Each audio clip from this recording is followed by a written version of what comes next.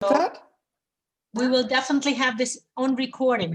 So Oh. if something does go a little, you know, you have something, some kind of internet loss, don't worry, everything will be recorded and you can always watch it in recording. Naomi, how are you? How's sunny California doing? Awesome. It's kind of cold here. Oh my God, you too? It's cold in Florida. I'm like so upset for the last 2 weeks already. It's freezing. I'm like, No, oh, only today. Other than that, it's amazing. Yeah, it's like 66, 70 here. For me, it's cold already. I guess so. Yeah. Mayor, how are you, Mayor?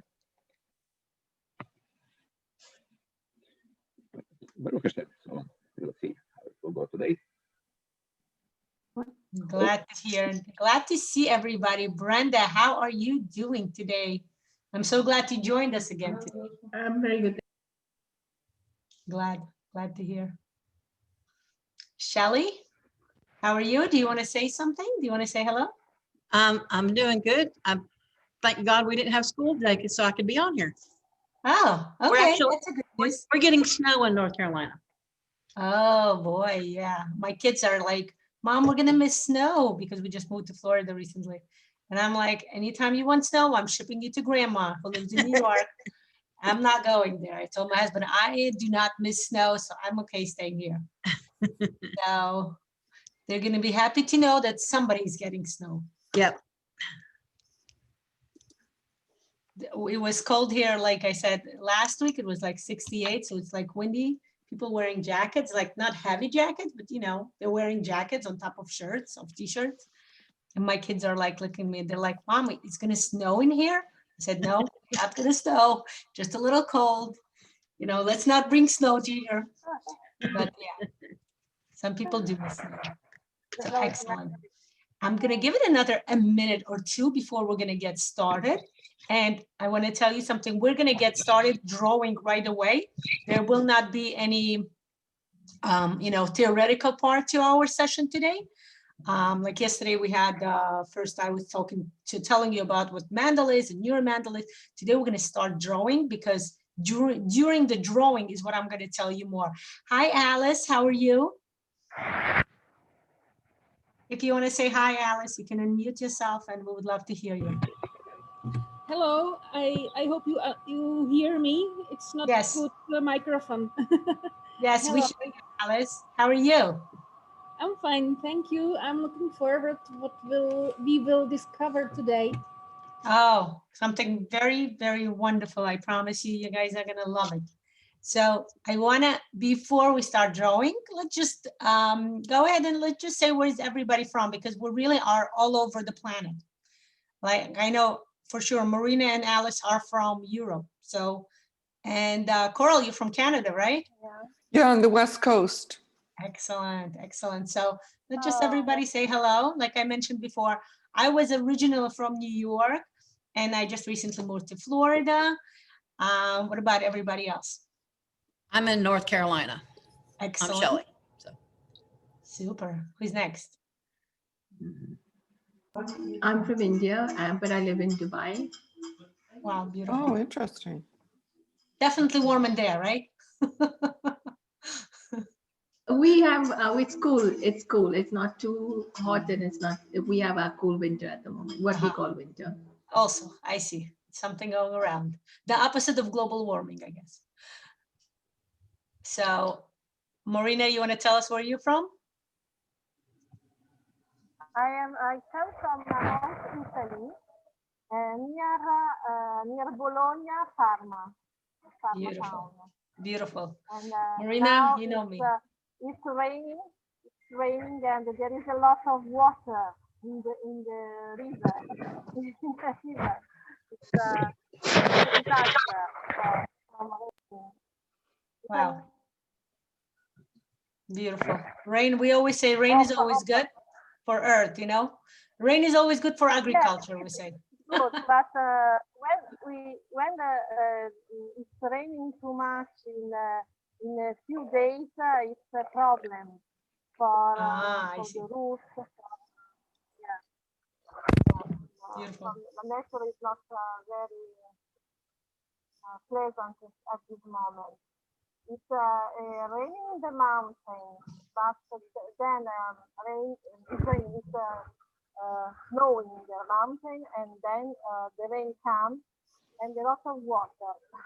Yeah, I hear you. Goes down.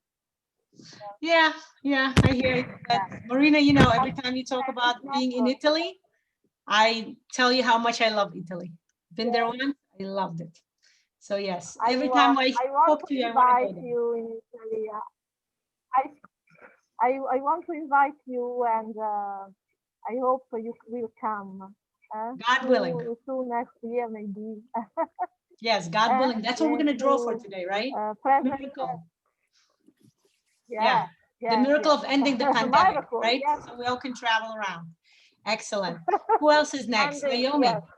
yes. Yes, beautiful. Naomi, I mentioned you from California. Where in California you are? No, I'm from Russia originally. Yes, you are, but now you're in I California.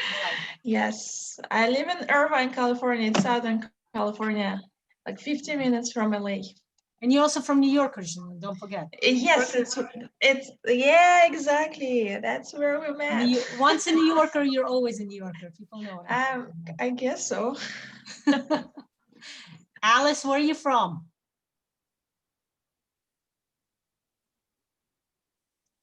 I guess she's not here. Mary, you want to tell us where you're from? Oh, Alice. Okay, so I'm originally from Ukraine. For 16 years, I live in New York, and when we met Lana, and so spent many fruitful hours together. So now I'm glad we can do it on Zoom because it gives us unique opportunity to connect to all the world around. So I'm happy to be part of this global picture of this team, people who are from different places. Absolutely.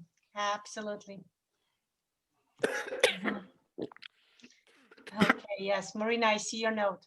Yes, you told me that. Absolutely. Alice, you want to tell us where you're from? Yes, I went for headphone.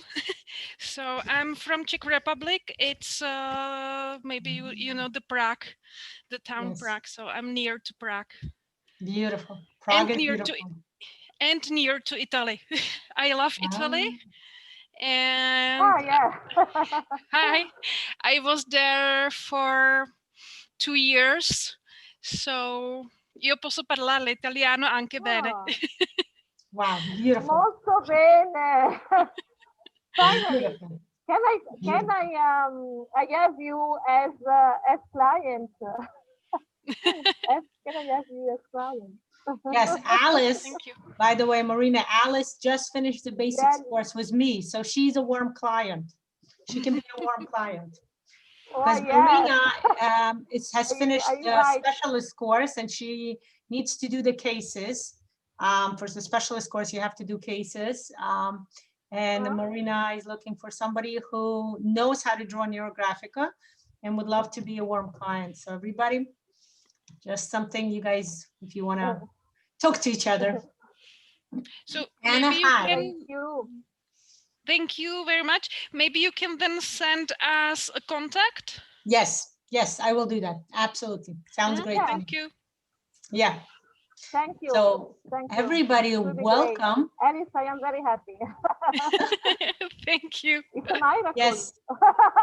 Everybody, we're building a community of neurographic artists in English, you know, because there is a humongous community, I would say about 10,000 people at least, of people who draw NeuroGraphica in Russian. So now I would like to welcome you as being a part of the neurographic community in English. It's a very exciting time as we start and we're building, and every day we're growing bigger and bigger, you know. Anna, how are you? Would you like to say hello to us? Okay, so maybe Anna is not here. Sometimes people just, yeah, that happens. So excellent. So everybody, welcome. Oh, okay, got it. Hi, Anna. Yeah, because I see the mic is on, so I thought you're on.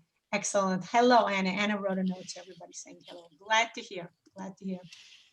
Beautiful. Excellent. Okay. Where is Anna from?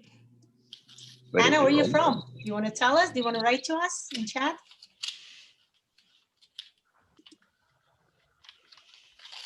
Okay, I guess I am Russian, but live in the UK. Oh, welcome. Yeah, my partner whom I founded the World of Neurographica with Margarita. She's also originally Russian speaking. She's from Lithuania, I believe, or Latvia. I'm sorry, sometimes I mix those two up, but she's from one of those places. And she also lives in UK, I want to tell you. So it's excellent to see how the geography, we talked about it, the geography of NeuroGraphica is growing wider and bigger, and hopefully we'll get to the moon soon. Okay. But yes, so another question I have for everybody before I start, just to get an idea, most of you I know, and I know you have a background in NeuroGraphica. Anybody here who never heard about NeuroGraphica, or who maybe heard but never practiced? What I'm looking for to see if anybody here doesn't know how to do the rounding and doesn't know how to do the neuroline. That would be me. Oh, okay, Shelly, hi then. Excellent. So that's why I asked. Then I will start my introduction. I will just show you quickly how to do both of those things, so you will be comfortable drawing with us, okay? Okay.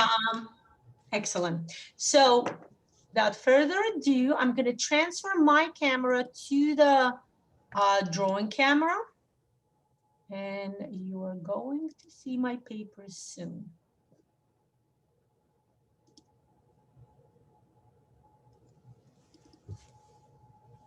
Okay. And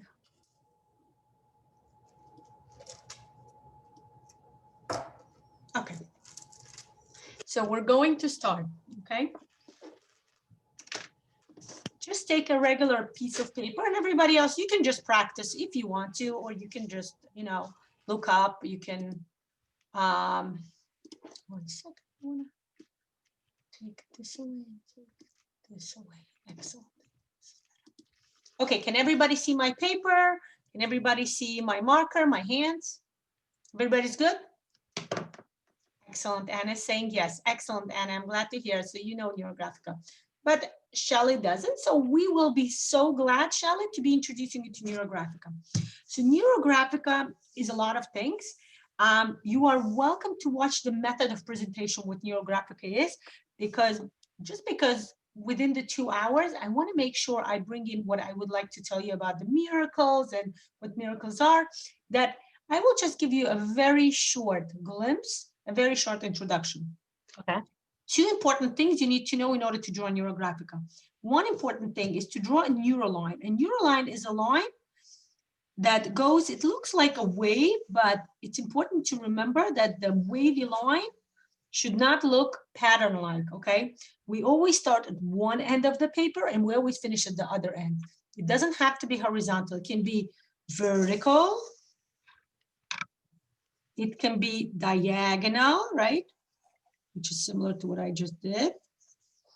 So the thing with neurographic line, with neuroline, is that it often starts in one place and it often finishes somewhere where we don't expect it to go.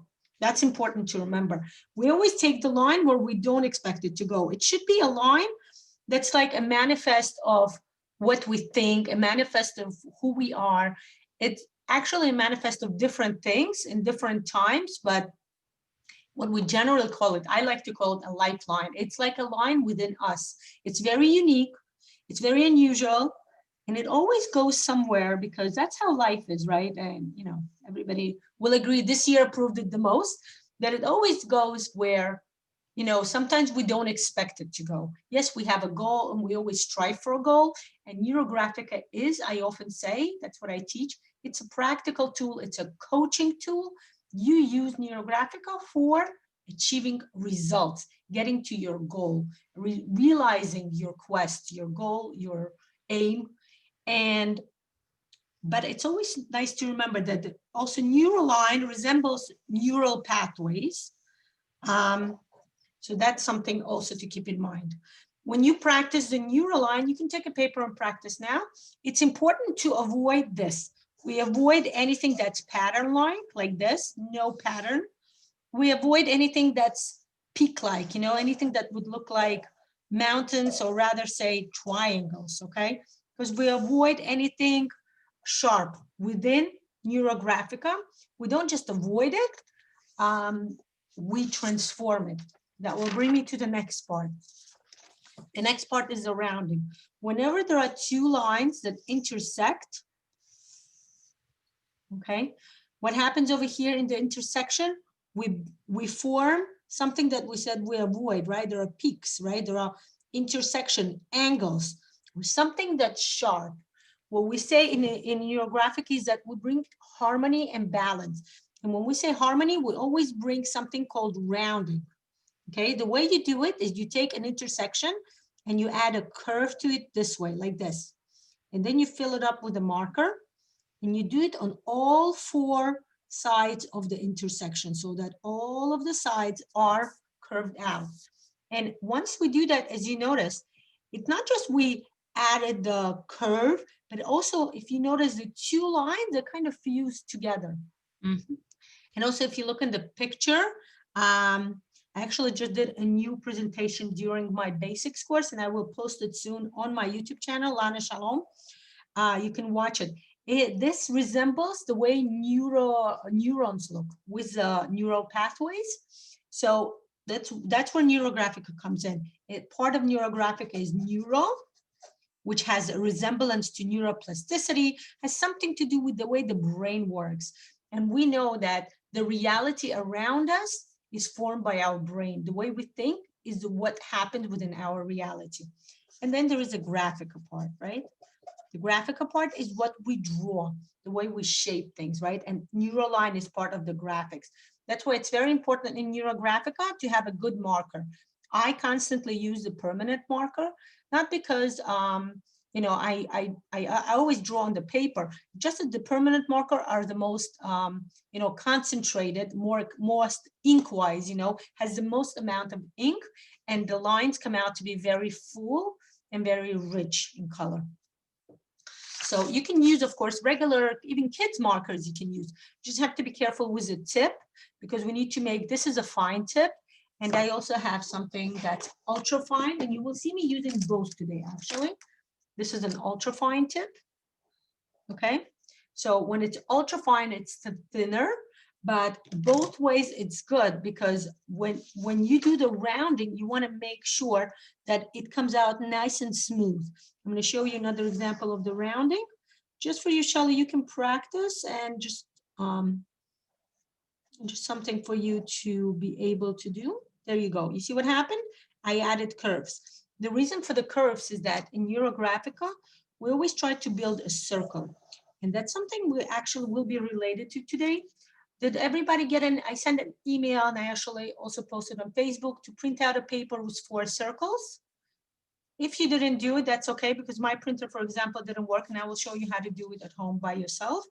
But the point of the circle, I explained that yesterday in the Neuro Mandala, is that the circle is something that brings wholeness, completion. We all know that a circle is something that starts, that doesn't have a beginning and doesn't have an ending, right? It's always whole, it's always complete. And the symbol of circle in, you know, anthropologically speaking and psychologically speaking is completion, comfort, taking care of, wholeness, basically. And that's what happens when we have an intersection and something sharp happens. What we do is we bring a part of the circle. The curve is a part of the circle. And any neuropsychologist, any neuroscientist will explain to you that when our mind starts seeing some familiar symbols, right, it will complete it on its own, right? Even though you see H-LO, most of you will read hello here, right? Because your mind tends to complete. When I say most of you, let's say for people who are very fluent in English, right? Let's say people of foreign language will not necessarily have that, but even they may have it. That's called a mnemonic recognition, or, you know, neuropsychological effect. So these are 2 important things within NeuroGraphica.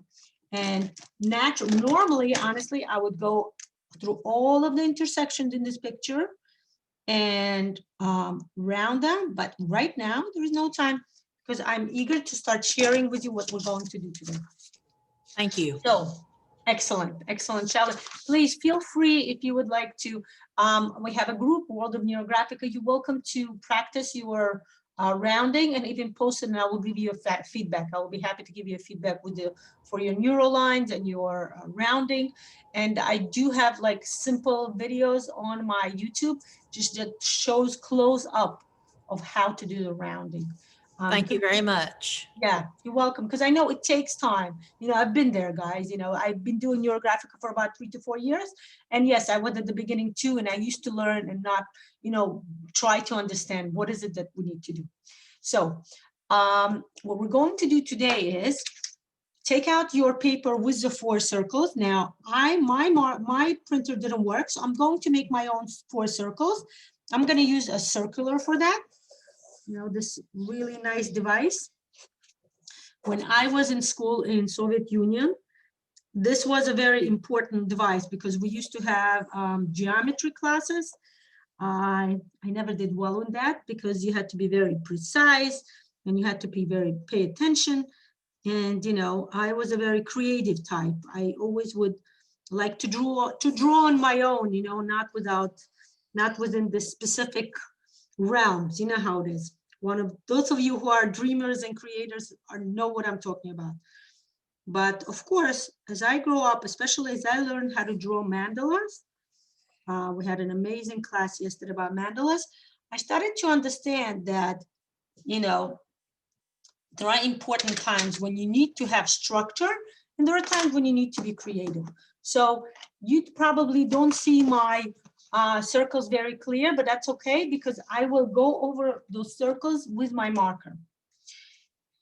And while I go over with my marker, I will be telling you what is the significance of all these 4 circles. So the 4 circles that I'm drawing here, and you have in front of you if you printed them out, or you're probably also drawing it, are the allegory, are the symbols of the 4 worlds. The 4 worlds, as we know, there are 4 worlds according to many different integrative and spiritual practices. The practices I refer to, there are even if we talk about the 4 worlds, are the worlds. 1 second, I want to finish drawing. Okay. The first world, okay, I'm going to show it to you a little differently as well. I'm going to show it to you like this so you have a better understanding, okay? There are 4 worlds in this world, in our life, so to say. The first world is the world we live in. It's called the physical world, okay?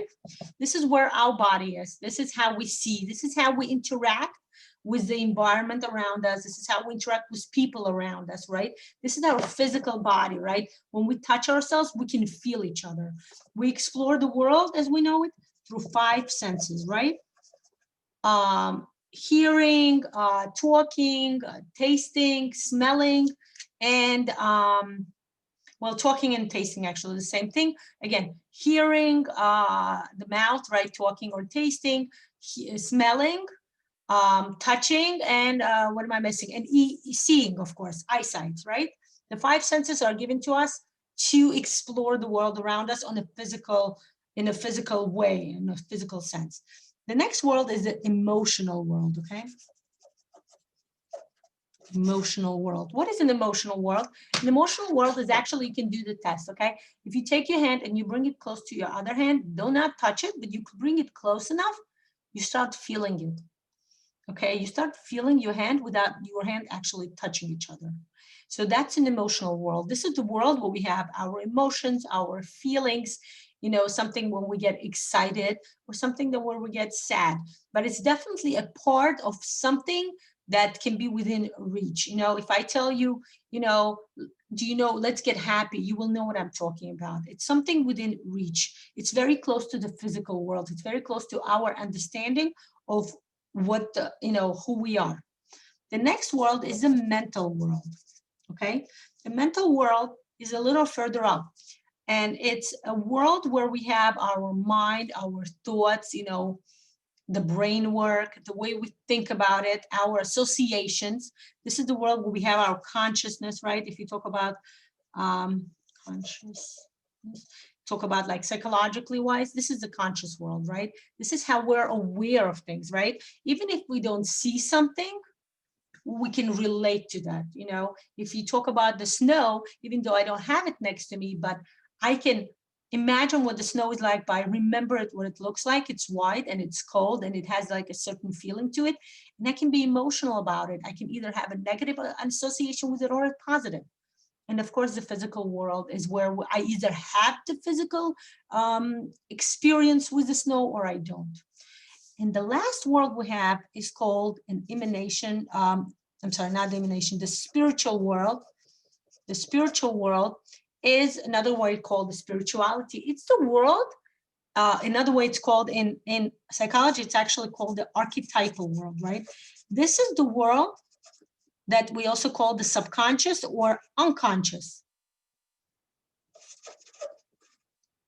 Conscious or unconscious, right? This is where our thoughts are hidden from us. Our emotions can be hidden from us.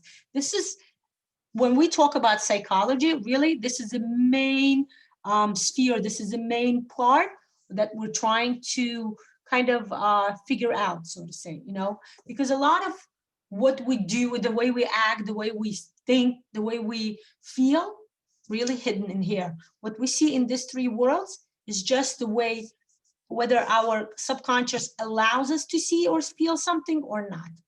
This is the four worlds, okay?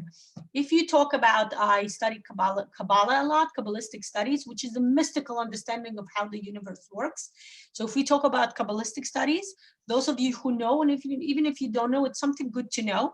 This is the world that's called Atzilut, okay? I'm gonna write it for you in English, just for you to understand, because the words are originally in Hebrew, but the reason to say them in a Hebrew language is because they have a deeper meaning. The Hebrew language itself is very, is a language that has a meaning within every single letter, every single word, every single sound. So every word that we say, they actually mean whatever I described to you. Like the asiyah means to act upon something. You know, the yetzirah, it means to, you know, emotions, and so on and so on. And Atzilut is a spiritual world. So now let's get back to our first four circles, the mandala type of circles, where each circle is within each other, okay? Oh, and also, just to give you another understanding, that when we talk about it, I'm going to show you something. This is,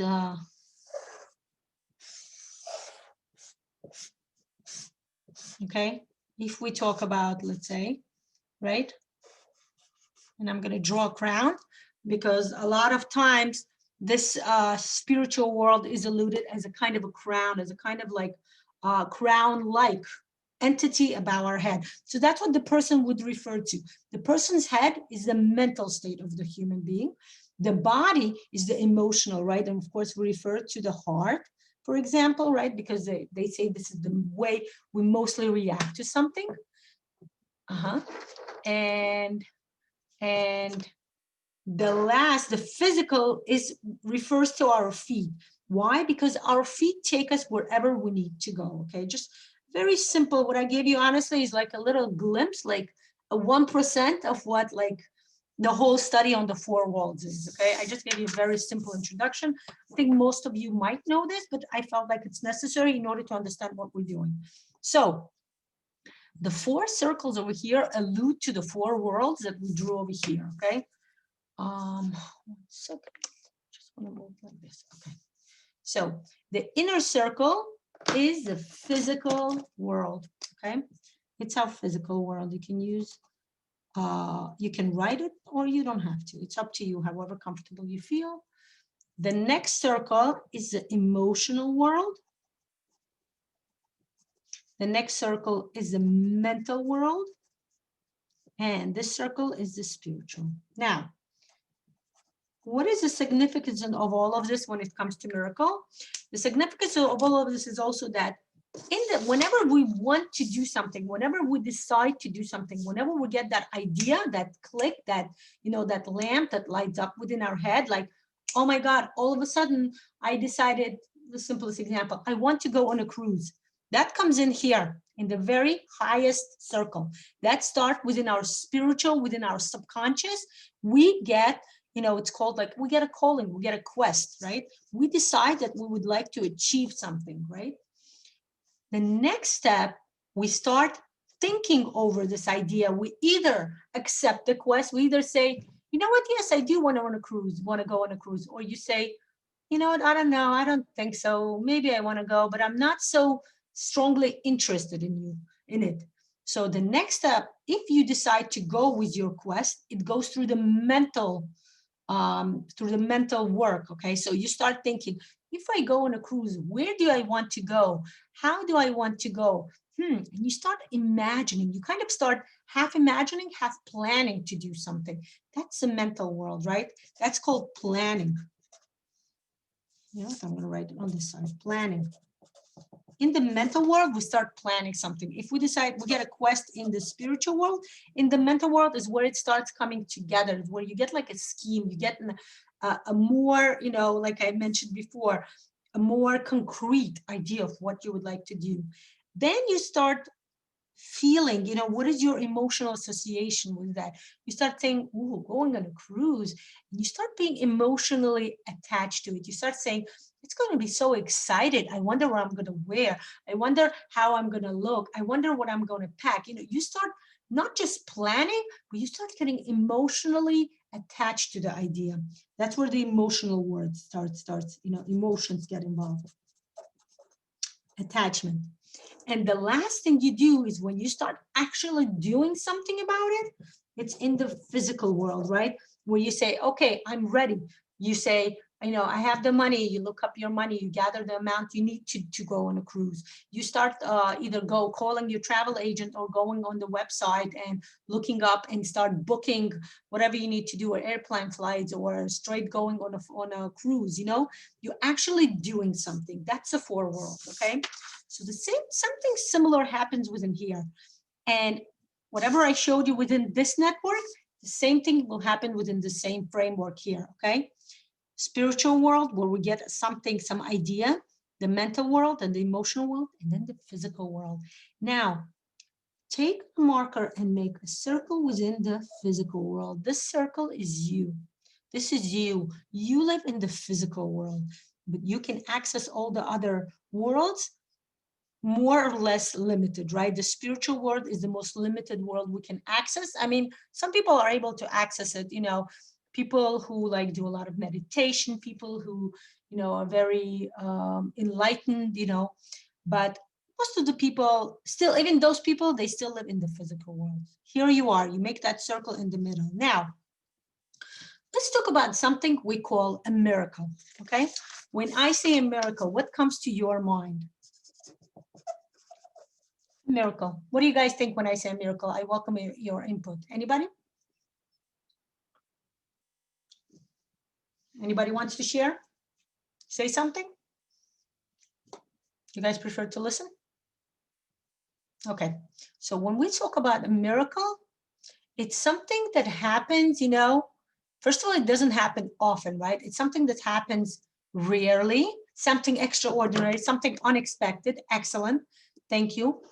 Yes, now I'm reading all of your notes. Absolutely right. Something extraordinary, something very unexpected from the divine. Absolutely. A blessing. Excellent. I love all of those answers. Beautiful. Amazing. Yes.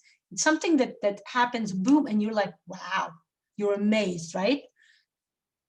Now, if I tell you, is a miracle something that's a part of our physical world? What would you tell me?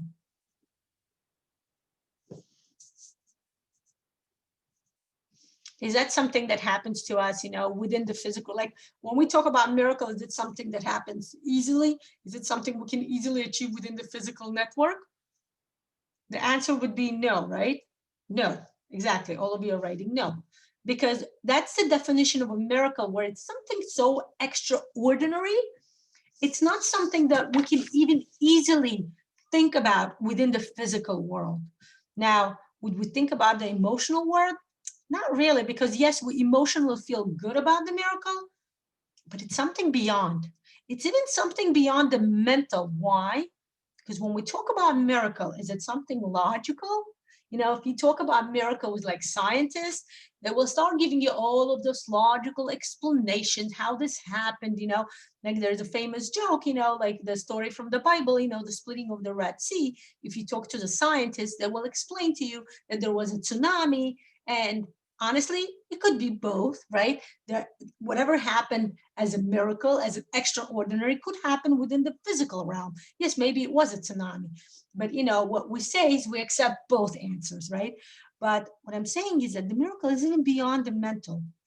Is it something spiritual? We're getting close, right? We're getting warm, like that game, right? Cold and warm, hot and cold. So it's something within spiritual, but it's something even beyond some understanding of what we have about spiritual. When we talk about spiritual, let's say if you believe in God, it's about God, the way God works. And you know, if you don't believe in God, it's the way your universe works, right? So if I tell you the way the universe works, miracles happen, it will go even beyond. And you can draw this. The miracle is a circle, and I will draw a circle because, like I mentioned before, circle is an important symbol. It's a circle that's outside of the spiritual, outside of the possible. Now, as we talk about the possible, it's important to note all those four worlds that we allude to has meanings to it, okay? When it comes to miracles, okay? 1 second. So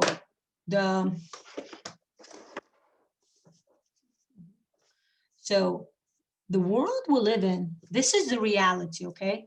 This is a realistic world, okay? The circle became a little smaller, the forest. So the last world, the spiritual world, is the most impossible world. You know, if I talk about something happening like a lightning, not a lightning, but something impossible is like all of a sudden tomorrow I'm going on a cruise. That's an impossible thing to do, okay? This world is impossible. When it comes to, now I'm telling you the terms when it comes to miracle. This is an impossible world. This is a possible world, because if I tell you this is an improbable, and this is the probable. Okay, if you tell me, no, I'm sorry, this is a probable world, that's probably will happen, and this is the reality, okay? If you tell me, guess what, Lana, you're gonna go on a cruise tomorrow, I'm gonna look at you and say, realistically, I don't think so. And you tell me, what about if I tell you that I made a surprise for you and I bought you a ticket on a cruise now? And I would say, maybe that's probable, but still, I'm not sure that's a possibility because, you know, I have a family at home and I have kids I have to take care of. How is it possible? You see what happened? From the reality, we went to the probable, the possibility of this might happen. Then we went to the possible, where it's becoming a little more, you know, possibility, but still there is a doubt. That doubt is a kind of the second part of the coin from the miracle, right? And after that, you tell me, guess what? I hired a babysitter or whatever. I asked your husband to look after, or your mother-in-law, who's going to look after the children. And I'm going to say, possibly, but I don't know. It's still impossible because I have to like get ready, and within one day I have to gather my stuff. See, it's still impossible. Each step of the way, because remember this miracle is over here. Each step of the way, I get my doubts, and if I pass this impossible, and my friend is telling me, guess what? I even made, you know, this is a very great example because, you know, not very realistic, but we're talking about miracle. And my friend is telling me, don't worry about it. I went to the store and I got you the best clothes there is, and I packed your suitcase. So guess what? You really are ready to go. And that's the way to get to the miracle. Now, what I described to you was a very interesting way. It's like it's little steps, and you have to pass through all of the steps. The interesting part why I asked you to make the 4 circles is to understand that each one of this world has a boundary. That's why I made it with a thick marker. Each world is a boundary. And in order to get from this step, from the reality to probability, you would actually have to kind of break through the boundary, break through the line. Okay, and then from the probable to the possible, you know, where you still have your doubt, but it's getting a little more concrete. It's getting a little more possible within your mind that you can reach that miracle. Okay, now my example about the cruise was a very simple example. You guys are your own miracles, your own goals, your own quest that you would like to achieve. So what I'm going to do now, I just gave you a very simple framework about how the miracle works. What I'm going to do now is we're actually going to practice and work within the NeuroGraphic drawing to get, and I will show you more details. I will explain to you how it works within the process of NeuroGraphica. How when you draw and you start doing the process associated with drawing NeuroGraphic, which is the awareness process, you start getting closer to this circle that's totally outside of the boundary. And the reason it's also totally outside of the boundary is because this big circle is the planet, right? This is the planet we live on. And this is within that galaxy, right? It's not easy to get there. But what I'm going to show you now is when you start drawing NeuroGraphica, you can get there faster. So for now, take your paper, whatever paper you would like to use, where we will make notes, where we will be making the brainstorm. Well, you will write your own miracle, right? I have a topic in my mind that I would like to achieve. I am not ready to openly talk about it, but I'm going to just acronym it DT, okay? But you write your own topic on top. So far, I'm going to ask before we start writing, anybody have any questions about what I explained? Keeping in mind that you may not fully understand what I'm trying to tell you, but I promise you it will make more sense once we start drawing. I just gave you a very quick glimpse. Any questions so far about what I explained so we can go on?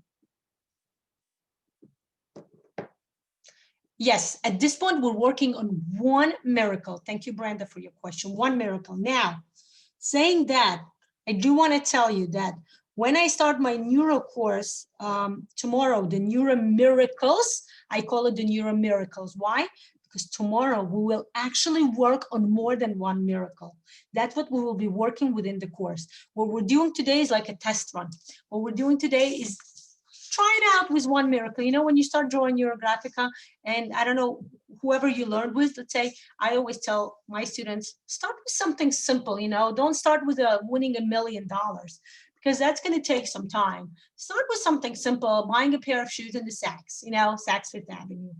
You know, something very tangible, something that can easily happen. Same thing here. We're going to start with one miracle, just to get ourselves warmed up, you know, learn our way around. And then starting tomorrow, we will we're going to work with more than 4 to 5 miracles. You know, it's going to be up to you, but it's definitely going to be more. Today, there is one miracle. We're starting with small. Okay, so one miracle, please write one miracle on the paper for yourself on top.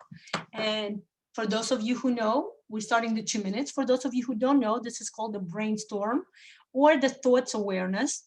What I do is I take my phone, I go to my clock, and I time 2 minutes. It's very simple exercise. Now, once I press start, what I'm starting to do is I will take my pen and I will start writing. And talking about pens, I promised my daughter, she gave me this beautiful pen. So I told her that I for sure will be using it, and I will be telling everybody that my daughter gave me the pen. Just so you guys know, my daughter Avital gave me the pen. So when I start the 2 minutes, anything that comes to your mind when you look at your goal, right? Look at your goal, and whatever comes to your mind, you just write it down. Now, keep in mind, it may not have to be something that even have to do. Let's say I'm looking at my goal and the word joy comes to my mind. I write it down. The word my mother-in-law comes to my mind. I write it down. The point here is to start becoming aware of your thought process and how your neurons, how your brain works. That's why we call it the brainstorm. Okay. Everybody understood what to do? Shelly, how are you doing? Are you following up with us? Doing just fine. Thank you. Excellent. Excellent. Glad to hear. Okay, everybody, let's start. 2 minutes.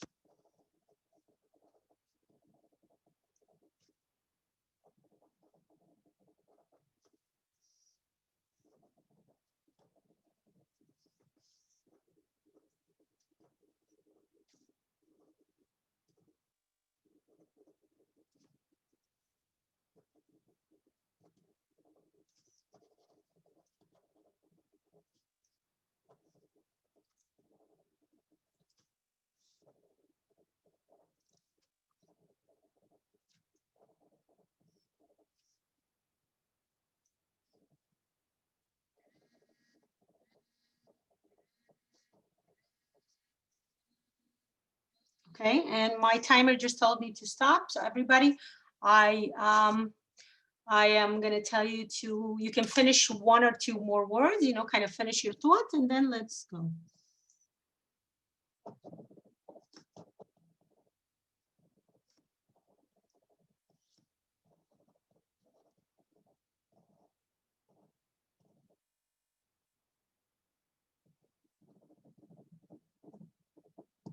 Okay, everybody ready? Now, what you do is your list, you look at your list and circle, I would say 4 to 5 words that you feel are the most relevant, are the most important to you. Okay.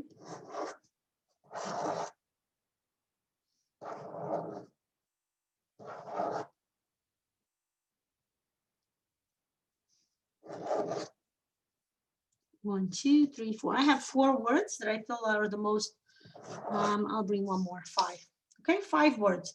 Now what you do is you list, you take it and you put it next to you.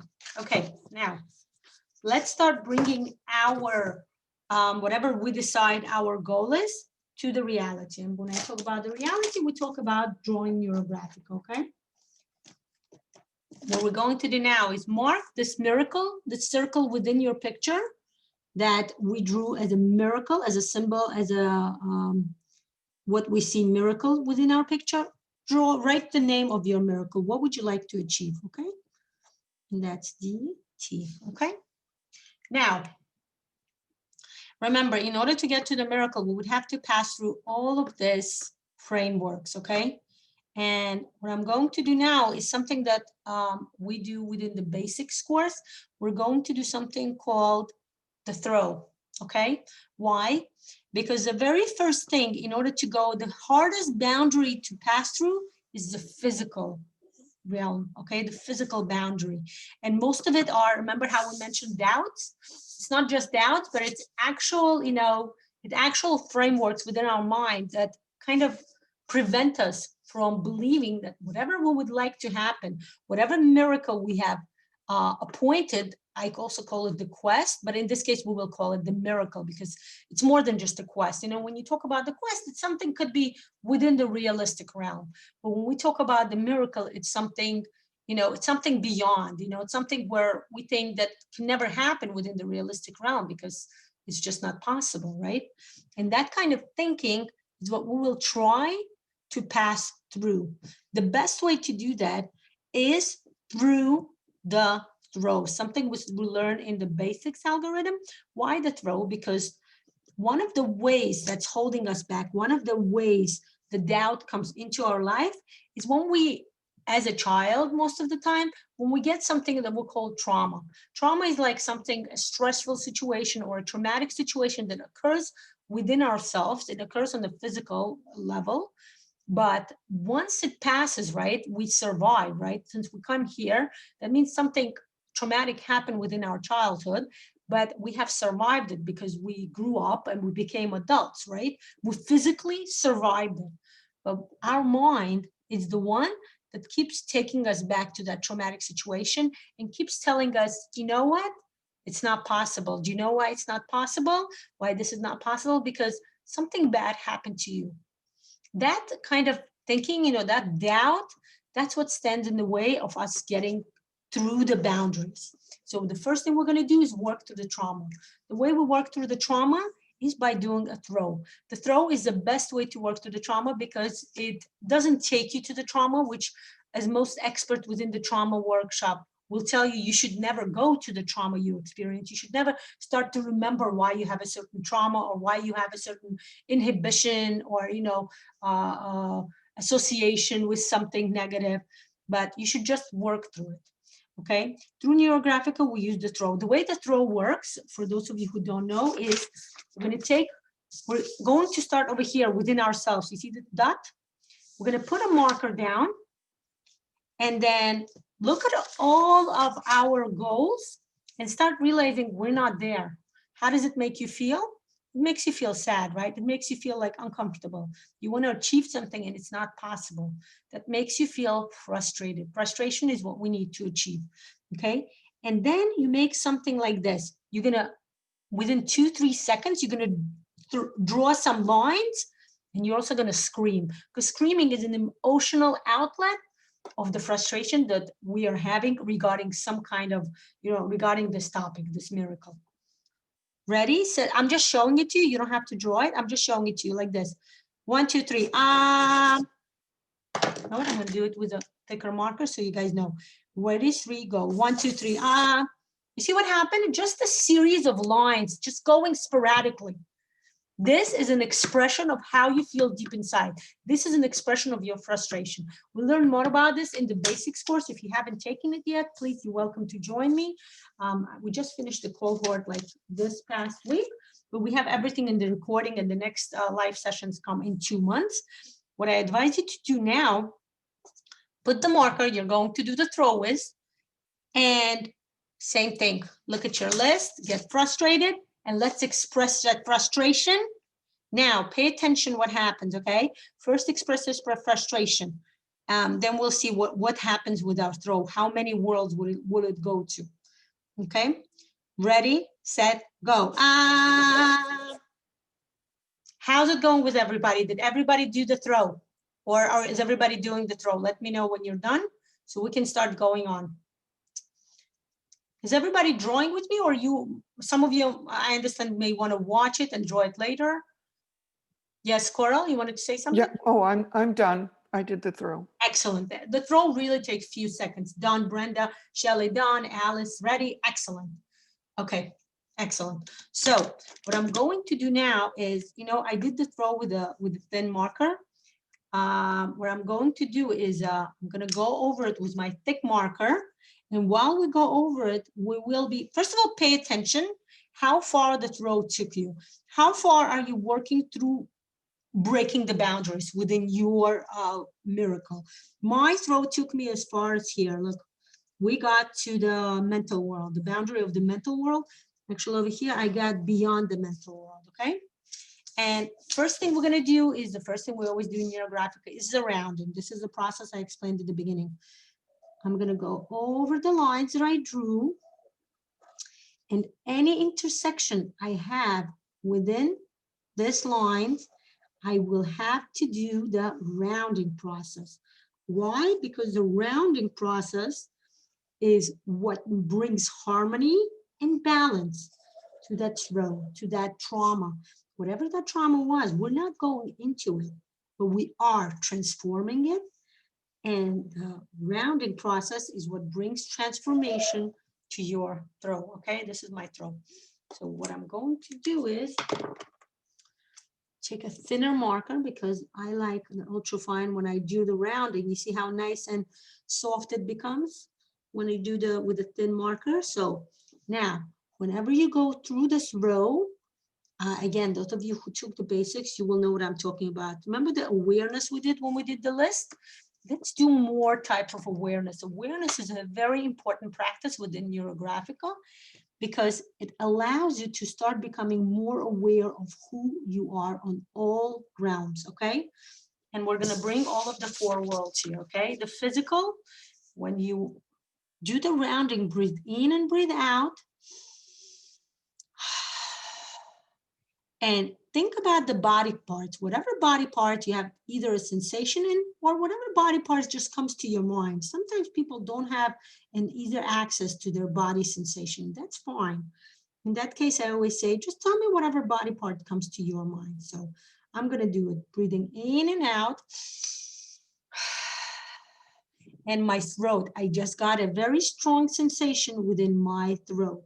What you can do is you can actually take it and write it down on a piece of paper, and you can always look it up later what it means when it comes to metaphysics, okay? The science that explains how body parts are, you know, related to the higher realm, to the spiritual realm.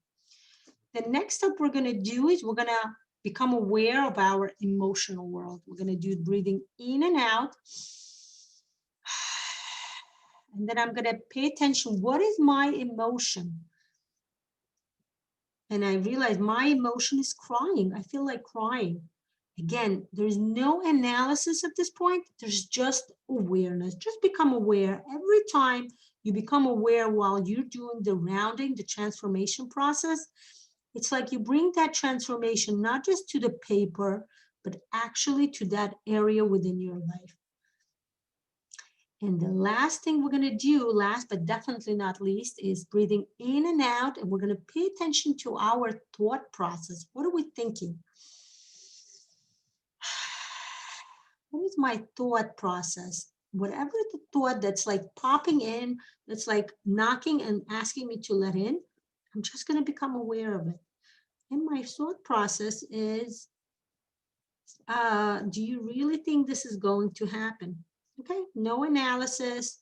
I'm gonna accept, and you can even say certain words which are proven to be very helpful. You say, I acknowledge and I'm aware of the thoughts that are in my head, of the emotions that I feel, and of the body parts that I have a sensation on, and I give it space and place within my life.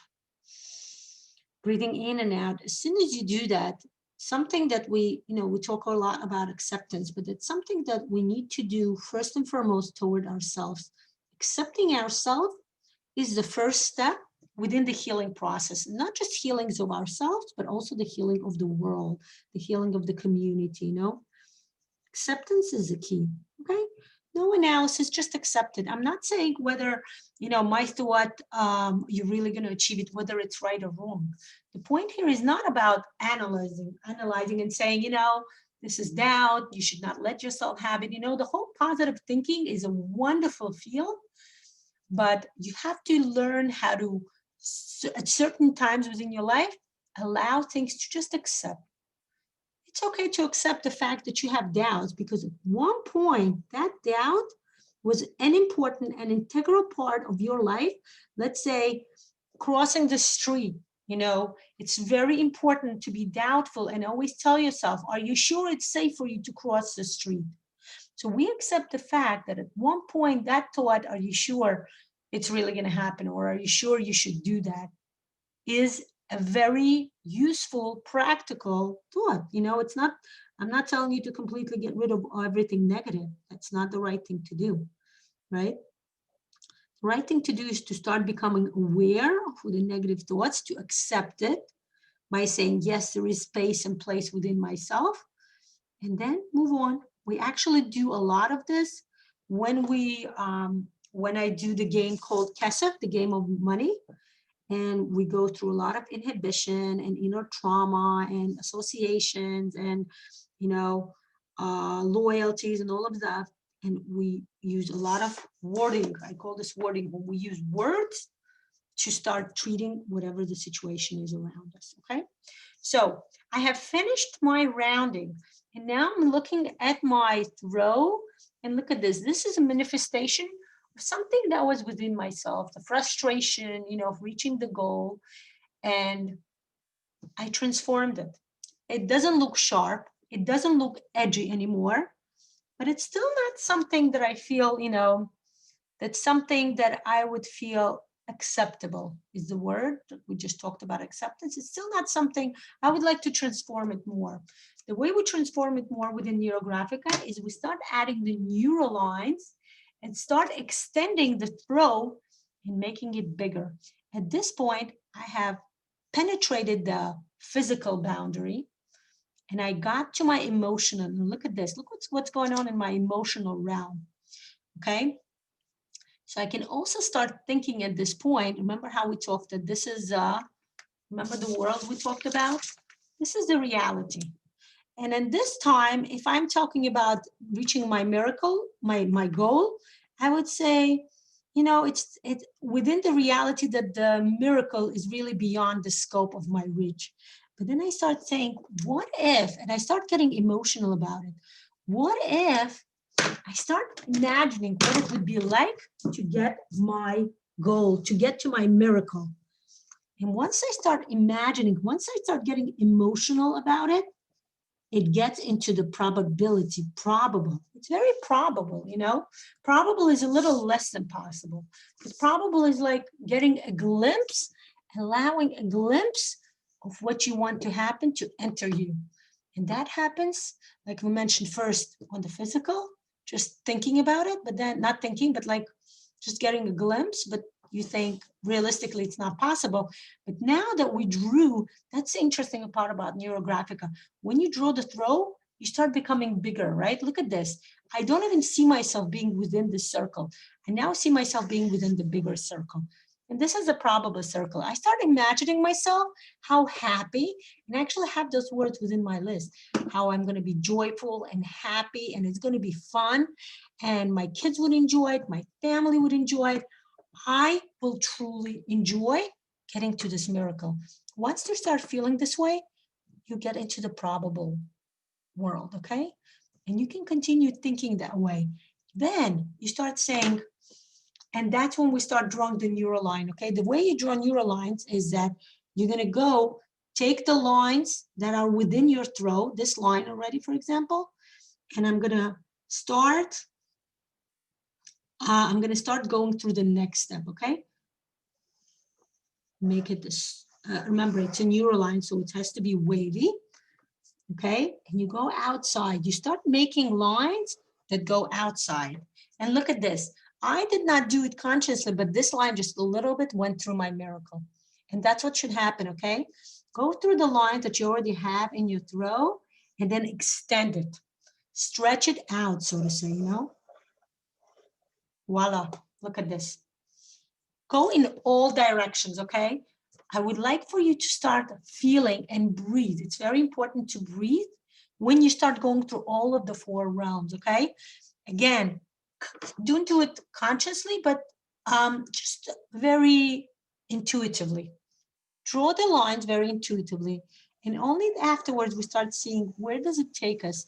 How do we go through each world? It's very important to breathe in and out as we draw the neural lines. Why? Because breathing is what connects us. Another word for it is grounding, is what connects us to the physical realm. It's the way our body brings in the changes in the world is by breathing. And all of the changes that we are bringing into our life by drawing NeuroGraphica and by doing it in the, you know, in the paper, so to say, it really is happening. And that's the beauty of it. It does happen on the neural way within the brain level and by bringing emotions, right? Because when we breathe, we also bring in some emotions, right? You can actually laugh, you can have some joyful emotion. My students know that I do this a lot during the session. I just start laughing out of the blue. Even if it's a forced laughter, just do it. I promise you, you're gonna start laughing, you're gonna start smiling naturally very soon. Why? Why do you need to laugh? Because when you have a happy emotion associated with something, that miracle is going to hurry up. Because guess what? Miracle likes emotion. Miracle likes happiness. Anybody likes happiness, right? Notice around you, do you like people who are happy or do you like people who are more, you know, sad and who always tell you about their problems? You know, what people do you prefer? So I did honestly about what, 1, 2, 3, 4, 5. I did like about 9 to 10 lines. I suggest you guys do the same thing, about 9 to 10 lines. I want to make sure whatever was in the middle has extended and has spread out, okay? It's also called dissolving, okay? Whatever your original picture was, I want it to be dissolved. Now, only after I drew all the lines, I kind of pay attention to what happened. I have penetrated all of the worlds, right? I went from the emotional, and look what happened. It's like you are growing. You just grew from being this little, circle within the physical realm. You became emotional. You became bigger. Now you became even bigger. You started realizing that you are as big as your mental world, and it's also like physical, it's transformational growing, and you're becoming as bigger as the spiritual world. But I noticed that I only have one tiny line of my miracles. Like my miracle is not touched by my lines, and that's okay too. What I'm going to do now, after I drew all of the lines subconsciously, intuitively, I'm going to do the rounding first, and only then, because that means that I'm not ready to go to my miracle yet, okay? I'm going to do all the rounding. I'm going to transform all of this growing that I did within all of my realms, and maybe then I will be ready to go to my miracles. Now, I want to tell you, I'll be honest with you, I thought about it. I thought of actually taking a paper now and doing the line through my miracles, and I want to tell you, as soon as I do that, I start having anxiety. I feel like I have no air to breathe. And that means I am not ready to go there. It's important. That's what I would talk about when I say awareness. It's important to be aware of your body reactions, of your emotions, so you know what you're doing. Do not force any situation. Do not force yourself to go somewhere where you're not ready to go. Allow yourself to grow and to become stable. I just grew. But first of all, I'm not harmonized because I didn't do any rounding. Second of all, I'm not stable. Now, let's go through the harmonizing process, right? Let's go through the rounding process. We're going to round out all of this intersections within our picture. This is a long process, but you know what? I personally love this process because this is a transformational process. This will give you a chance to heal. This will give you a chance to transform. And most of all, most importantly, will give you a chance to become more aware of who you are and where you are. And while I'm saying that, let's do the awareness process again. My students know when I do this within the group, I have 2 people here from my group, and we meet every Wednesday morning. The class is in Russian, so I am inviting all of you to join us if you know Russian. And I'm hoping to do the same thing in English, like some weekly sessions that everybody can join, where we, discuss we use various algorithms to achieve something. But if you do speak Russian, you're welcome to join us. So what I tell my students, and they know it, I always make them go through the transformation. Sometimes they resist it, right? Sometimes I tell them breathing in and out your body part, and they're like, do I have to do this? And I say, yes, we do, because this is a very important practice. So I'm not making all of you to do this now, but if you would like to participate, we can do that, okay? You can either open your mic and just tell me what you're going through, what your transformational awareness is. And the way you do it, I'm going to show you an example. Breathing in and out. Which body part comes to my mind? And the body part that comes is my chest. I feel like some tightness in my chest, okay? The next step is breathing in and out. And I say, what is the emotion that comes to my mind? What is the emotion that I feel or I think about? And I realize the emotion that I feel is anxiety, but it's also like, it's so funny. I want to laugh, but it's a nervous laugh. It's one of those, not like a very nervous laugh. Like kids have that often. Well, adults also have it, So that's the kind of emotion I'm having now. And the next step I do is breathing in and out. What are the thoughts that are passing through my mind? And the thought that just passed through my mind was, I was doing the rounding on the outer boundary, the spiritual, and it just came to my mind that maybe I should start doing the rounding on the physical realm. And you know what? It's true. Once I started doing the rounding over here within this first realm, within like physical realm, I started feeling better. I started feeling, you know, calmer, not so much anxiety, because this realm more or less is quite more comfortable for me. And remember, what we're doing here, we're not just drawing, but we're actually going outside of our realm of thinking and understanding and sensation wise, you know. So while I'm rounding, I'm going to stop for a second. You guys don't need to stop, but I just want to ask, is everybody with me? Am I clear? Is anybody have any questions that they would like to ask, something they don't understand before I go on? You guys can either open up your microphones or you can write whatever you're comfortable with. Let me know if there is any concerns. No, I've got it all figured out, I think. Excellent, excellent. Coral, excellent. Glad to hear from you.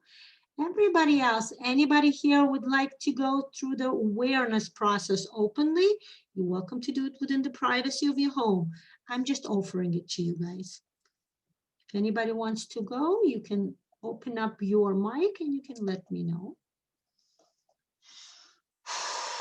And as I'm saying that, I feel very comfortable. I want to tell you, once I got to the physical realm, it makes me feel so much better that I'm starting the rounding within here. You know, I'm not growing. And this is important to know, to pay attention to. When you grow, sometimes, yes, there are some areas where you want to grow and you can grow right away. That happens, right? People who are very spiritual know what I'm talking about. You can, you know, people who are comfortable with fantasizing and imagination, you can grow very easily. But when it comes to miracle, and remember, we're not talking about miracle in the, you know, in the subnatural sense, but we're talking about actually making the miracle a part of our reality. This requires slow and, you know, slow growth, because we want to make sure that we grow and then we'll become comfortable, we'll become stable at each level of growth before we go on. I do this a lot within Kesef, the Game of Money, because that's a very transformational game that I do, where we go through transforming each and every part of who you are under your subconscious. We work through the associations with money. We work through, you know, connections, projections of what money brings, loyalty. We work through the trauma. We work through the family system, ancestral system, which is a very heavy system to work with. And every step of the way, what we do is we don't jump. It's very important not to jump through steps, but we kind of become stable at each step before we go on.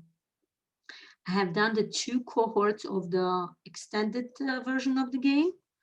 And I just started the 2nd cohort, and I will be doing the 3rd cohort. This time it's actually in English, the very first time ever, on December 15th. And it's very fascinating. It's very interesting. I myself have done this game 3 times, and every time my financial level really went beyond what I thought I wanted, you know, what I imagined. So I'm very confident within this game. That's why I became the trainer for the game, the practitioner. But look at this, while I'm talking, quite subconsciously, I started growing. I started going through the mental stage and through the spiritual world, you know.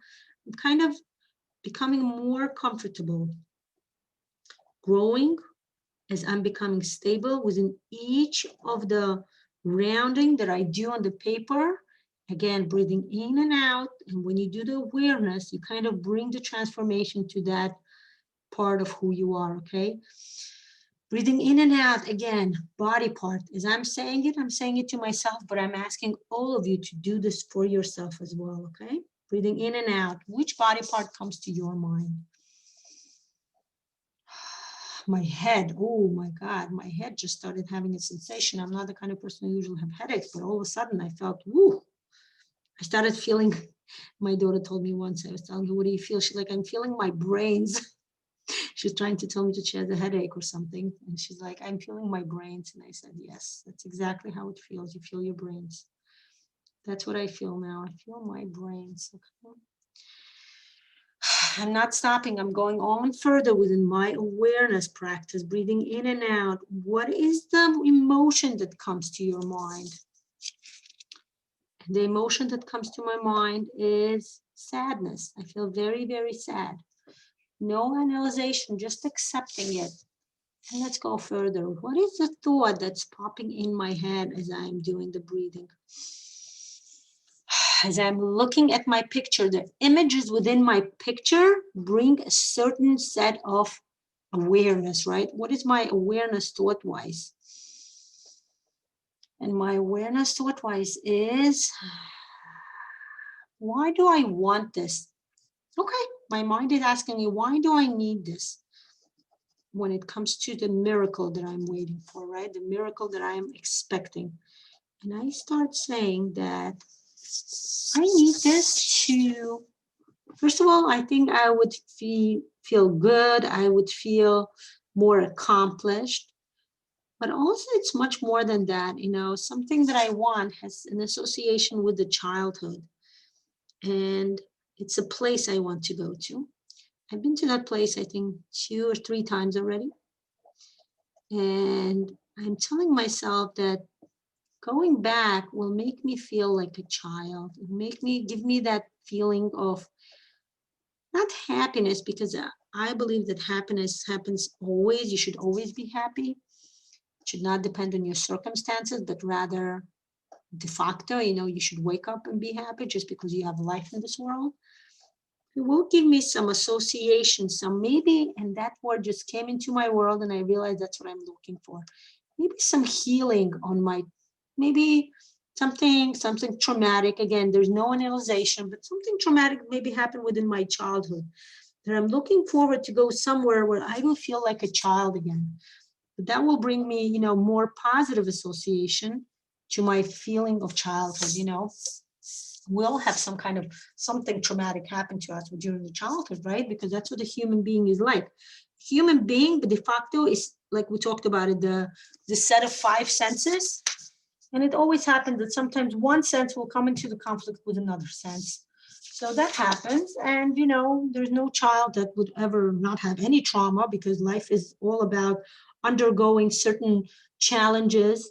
And those challenges is what either brings us, either we come out as a winner when we go through the challenge, or it's something that we feel we lost through the challenge, or that's our perception of what it is, right? And that's called a traumatic situation, where we felt like we did something, we didn't achieve winning, and that's what made that situation traumatic. But in reality, if you start thinking about it, first of all, you survived, you are here now, you're alive. That means you are a winner already. And second of all, the traumatic situation is given to a human being in order to bring out some resources. And talking about resources, perfect timing for that word, because guess what?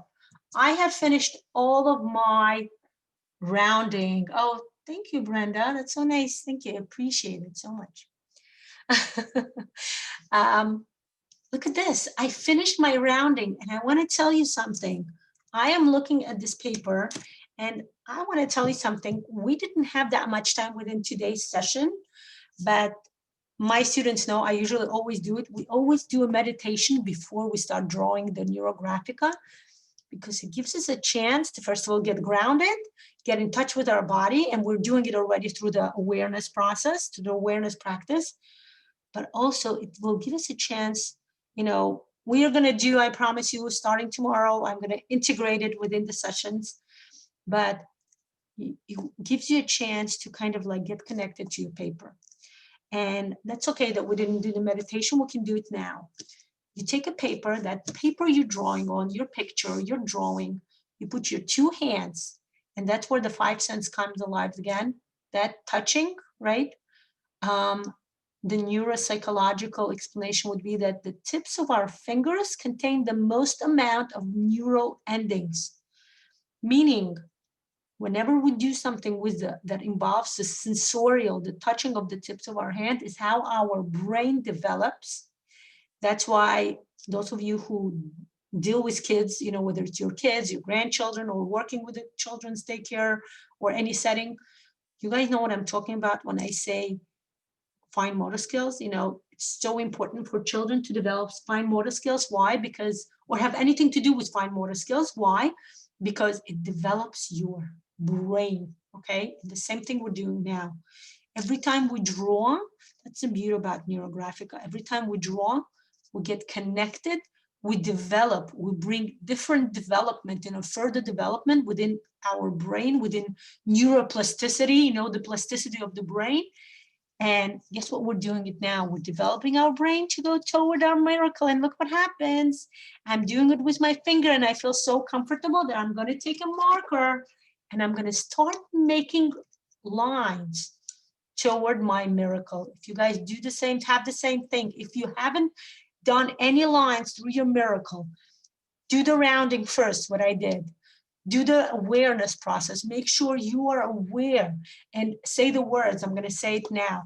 I am aware and I acknowledge all of the body sensations, all of the emotions, and all of the thoughts that I'm having, and I give it space and place within my life.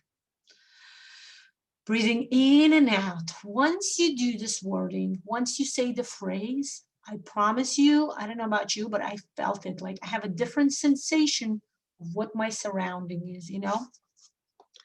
And that's what happens. Now I'm a different person. I am more comfortable going toward, and again, if you haven't drawn any lines, you didn't get to have any lines within your miracle, try it with your finger first. See how you feel. Do you feel comfortable going toward your miracle? Now you can also, and then once you're ready, breathing in and out, it's very important. Start going slow, okay? Slowly go through the physical boundary, then through the emotional boundary.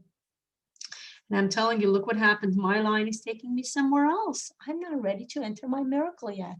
And that's okay too. I'm going to try it one more time and see how I feel, okay? Physical, emotional, spiritual, and voila, I became ready. We have landed on the moon, I call it, right? We have landed on the moon, right? Because it looks like a moon, right? I have landed on the moon. You can say congratulations to me. I just went into space, okay? That's what it is, breathing in and out. I'm gonna make one more line. I already made one nice line. I don't wanna go again. I wanna go through here. I'm going through my line. I'm going down. Nope, I'm finishing here. That's okay. I'm gonna go through here and voila, I'm going to my miracle. Yes, I entered my miracle. Now that's something I'm going to explain to you further on. It's very important whenever you add a symbol, a resource, we're going to add resources very soon to our picture. Why? Because in order to get to our miracle, we need resources. And by the way, that was I was planning to do. I figured if I'm not successful, if I'm still not ready to go into my miracle, I can start working on my resources. And the resources are something within my life that will help me, that will give me like more support, more understanding, more help in order for me to be able to enter the miracle area, okay? So those of you who have entered your miracle, who have landed on the moon, that's what I'm going to call it. It's a nice allegory. Just continue, you know, do the rounding, and we will bring in the resources one way or another. Those of you who are not ready to enter your miracle, that happens, you know, that's okay. Remember what I said, acceptance, awareness, and important not to force anything within your realm. Don't force yourself to grow. You know, when it comes to kids, we never can force our kids to grow, right? We can either accept the way they grow or we don't, right? There's a wonderful kids book called Leo the Late Bloomer. It talks about kids growing on a different levels. Now, why am I talking about kids? Because you know what? Sometimes we adults forget to think that all of those kids theory, the development of the children, applies to the development of the adults as well. You know, we adults sometimes need time to grow, to accept a certain situation. You know, I don't know about you guys, but it took me a long time to accept the pandemic. I remember even, I think in July or even August, I would go outside and see people in masks and be like, why are they wearing a mask? You know, I could not. And I was so keenly aware of that. I kept thinking, this is so interesting. Why am I so surprised every time when I see people in masks? And I realized that on a mental level, that was very hard for me to accept, you know, very hard for me to accept the reality that something like this, something completely outside of my realm of understanding, right? And when I say understanding, you know, I'm one of those people who have to have a logical explanation for things, you know. I couldn't, you know, I couldn't get it. Like I couldn't, even now thinking about it, I start getting it within that state where like wearing a mask outside. Even now I watch shows where people wear masks in like audience. And I'm like, why are they wearing a mask? I still like on some level, honestly, I don't fully accept the pandemic. And as I'm saying that to you, I'm thinking maybe that's not a bad thing. You know, maybe I still have that miraculous belief that all of this will be over very soon, right? And we will start going outside without masks, you know.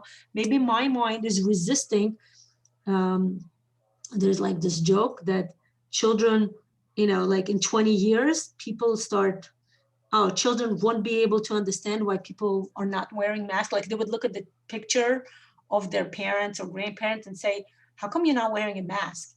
It's like a very, to me, that was like a very cruel joke because it's like, what do you mean? Like our children or grandchildren are still gonna grow up wearing masks? Like to me, my mind does not accept that reality. And maybe that's a good thing, you know, maybe that's a way for me to keep looking for a way out. Okay, so I am wondering, should I be continuing or should I ask you guys if you want any, if you have any questions? And when I say should I, I'm already doing it. Any questions before we go on? Because we're gonna do something interesting with our picture. We're gonna bring in resources. But before I tell you about resources, does everybody understand what we're doing here? Does everybody on par within the steps of what's happening? Why am I doing certain things a certain way? Anybody needs more explanations, less explanations, anything like that? Everybody's good?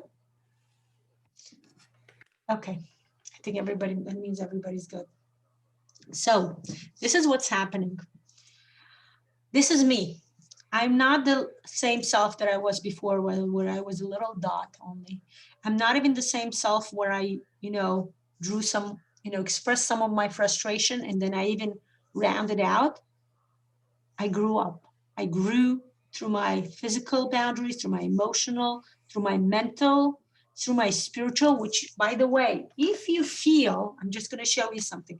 If you feel that you still need to grow, all you do is just go from your circle into the outward, okay? Try to take up all of the white spaces around your paper. The more, and that's one of the main principles of NeuroGraphica, by the way, the more neural lines you have, the better it is. There is more ways for your new projected reality to come into your world, okay? So the rule in NeuroGraphic is, somebody asked me like, oh, it was a session and somebody said, well, I get so nervous every time. It was like this past week when I had the basic course, somebody asked me, said, I get so nervous when I drew extra line because maybe I think something is wrong with me that I need to draw extra line. And I explained to her the opposite. In NeuroGraphica, the more lines you bring in, the better it is for you. Like the more ways, you know, you create, it's like you're creating a pathway, you know, it's like the way you get to work, right? You can get to work through, you can do this too. I'm going to show you an example, right? Right? Let's say this is you, right? And this is your job, right? You can get to work using your car. You can get to work using a bus. You can get to work using a train. You can get to work using a ferry, right? What else? You can get to work by your friend's car. You see how many pathways I have created already? Now, if you could only get to work by having your car, if let's say, God forbid, but your car broke down, you have nowhere of getting to work, right? You can get to work. I just remembered using a taxi, right? Uber. But if you have all of these ways, you can have so many alternative ways of get to where you need to be, right? The job in this case is an example of where we want to go. Same thing here. If you have a goal, the more neural lines you draw, the more ways and the more alternative ways you give yourself for achieving your goal, okay? Because you don't know how the reality will be, but the more lines, the more ways the reality is like kind of giving you more chances to get to where you want to be, okay? Now, this is who I am. I am still, I'll be honest with you, like I grew up, I don't feel so comfortable. I'm not so stable. And yes, I did my first landing in the moon, you know, next to my miracle, but I don't feel fully stable. I don't feel so comfortable yet. So what I'm going to do is I'm going to bring in something we call resources in NeuroGraphica. Now, what are the resources? You can look at your list. Sometimes your list, the words will give you some resources, okay? So when I look at my topic, if it doesn't have it, by the way, you can just write it, okay? Resource, look at your topic and think. What are the, so there are two types of resources, and we will be actually doing this more, learning more about it within the NeuroMiracles course that we're starting tomorrow, but that's exactly what we'll be working on. There are two types of resources. There are resources that are two types. Resources that you already have, right? This is the resources within you, or you know, within your maybe your environment, but you already possess them. Let's say resources. I'm going to give you an example. Let's say resources. If I want to expand my practice in NeuroGraphica, my resource would be my knowledge, right? My experience, right? This is something within me. Now, what would be something within my environment as a resource that I already have, right? That would be my, you know, me knowing, having a group in NeuroGraphica, me knowing, having, knowing people who are interested in NeuroGraphica, okay? Knowing people. So these are my resources that I have. The second type of resources is the resources that I don't have, but I would like to get them, okay? What are the resources that I would like to get? Okay, and I'm going to write down the resource that I feel I need for my miracle. You're gonna write down what you feel need. The example of NeuroGraphica would be the resources I would like to get, just an example, would be to get some social media help, okay?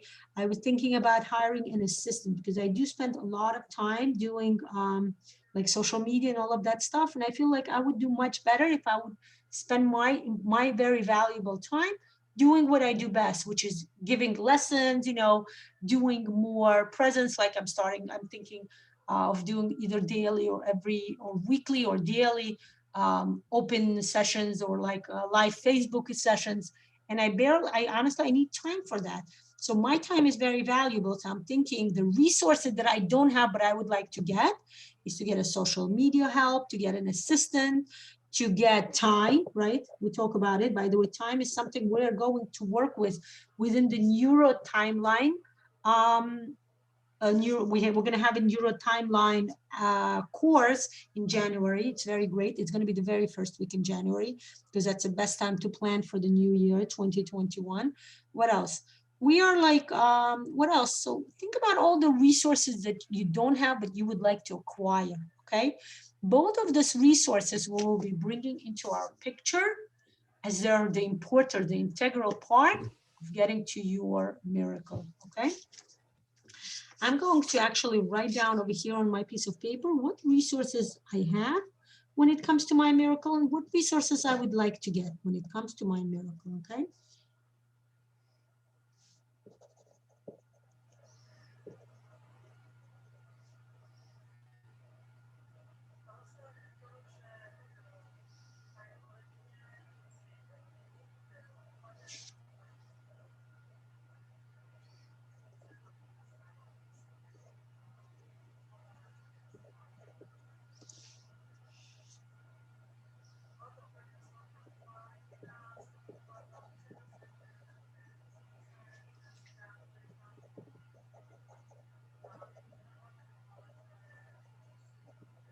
Okay. So honestly, you don't need to write a lot. If you wrote a lot, then start going within the, start choosing what's more important to you, what's most important to you, and what's least important. And start with the resource that is most important to you, okay? So I honestly have, like, at this point, I only have 2 resources for both types. But I know that once you start drawing the resources, that's one thing, you know, that's, it's like candy for the kids. The more you have, as soon as you give them one candy, they always want more. So the way we add resources to our picture is by looking at your paper, and you can do the same thing what we did before. You know, you can put your hand and feel your drawing, and you can touch your miracle, and you can start feeling what resource. I'm looking at the resource, and intuitively, okay, I want to write one resource, but my intuition is telling me to write, let's say I want to write resource number 1, but my intuition is telling me to write resource number 2. When it comes to NeuroGraphica, go with your intuition, okay? One second, my son is calling me. I just want to make sure it's not an emergency. Okay, guys, 1 second, give me 1 minute.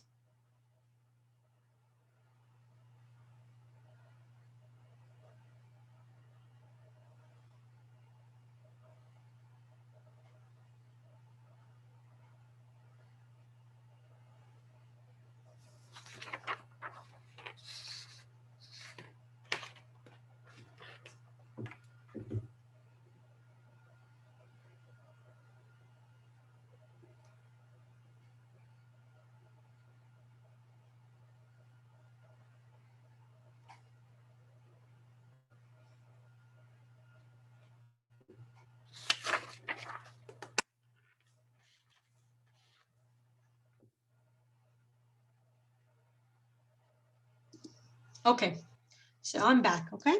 So,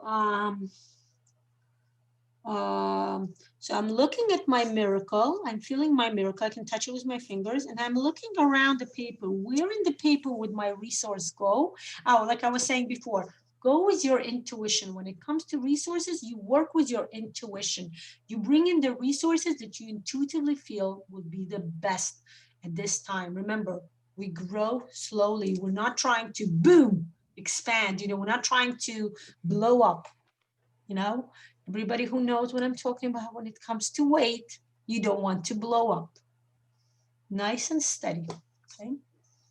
So I am feeling that my resource, and the way you draw the resource, we're going to bring, for those of you who are new, some of you know it, but some of you don't, so I will show it to you. Resources, there are 3 shapes within NeuroGraphic, okay? These are symbolic, so there's a lot of explanations, but I won't be able to give you much explanation. Maybe I'll give you a little while I draw. But 3 shapes are circle, square, and triangle, okay?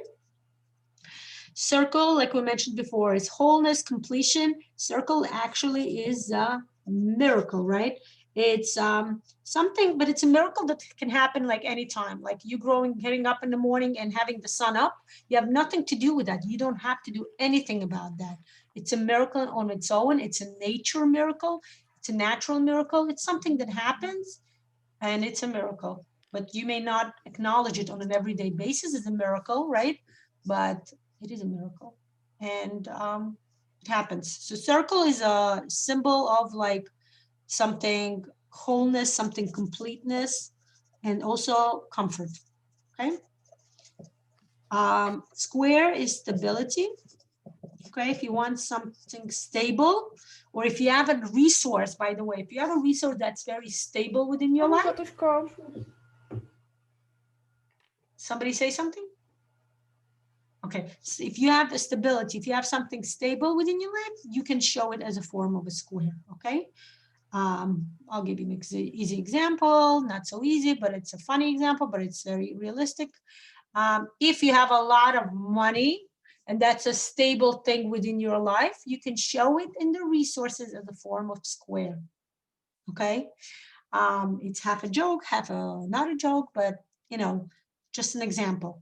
triangle, right? It's a joke because we all know there's money is never enough. We always want more money, but you know what I mean. Triangle is a symbol of growth. It's a symbol also of growth. It's a symbol also of like something aggressive, something, look at it has a lot of peaks. You saw me round out all the corners now because triangle has sharp endings. Triangle can easily break through. Triangle can, you know, it's like a symbol of a tool, like an axe that can cut the tree, okay? Triangle is great for growth, but you have to be very careful with it because it also brings aggressiveness, okay? And aggressiveness is something that can be both. It can be good and it can be bad, okay?